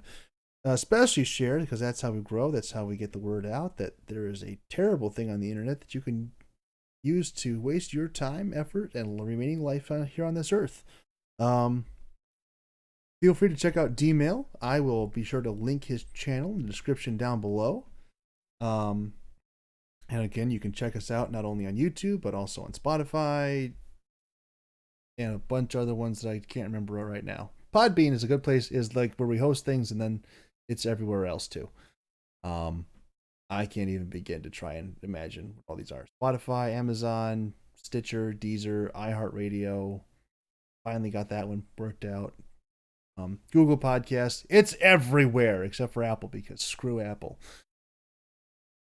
If they would make their interface easier to use, I would put it on Apple, but they haven't. So screw Apple. Epic agrees with you. Yeah, Epic agrees with me too. I see. I know what I'm talking about.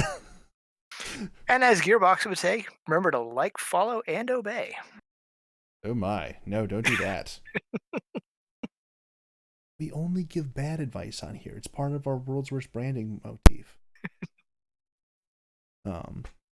Anyway, thank you again, D-Mill. Good You're luck, very welcome. Masters, in all of your duck hunting. I'm sorry, I talk a lot too much at the end, because Masters at this point is usually dead, and I'm not used to actually still having feedback at this point.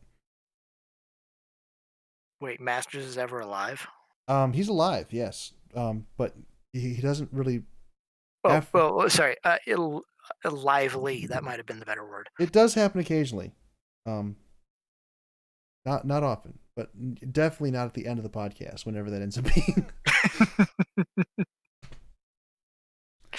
So, if you have All something right. that you want to plug or say or do or bid Not farewell. really. I mean, I haven't streamed in quite a while. I uh, it's one of those things. I might get back into it a little bit more, but with everything the way it is right now, I'm just trying to keep myself together in whatever little shapes I can.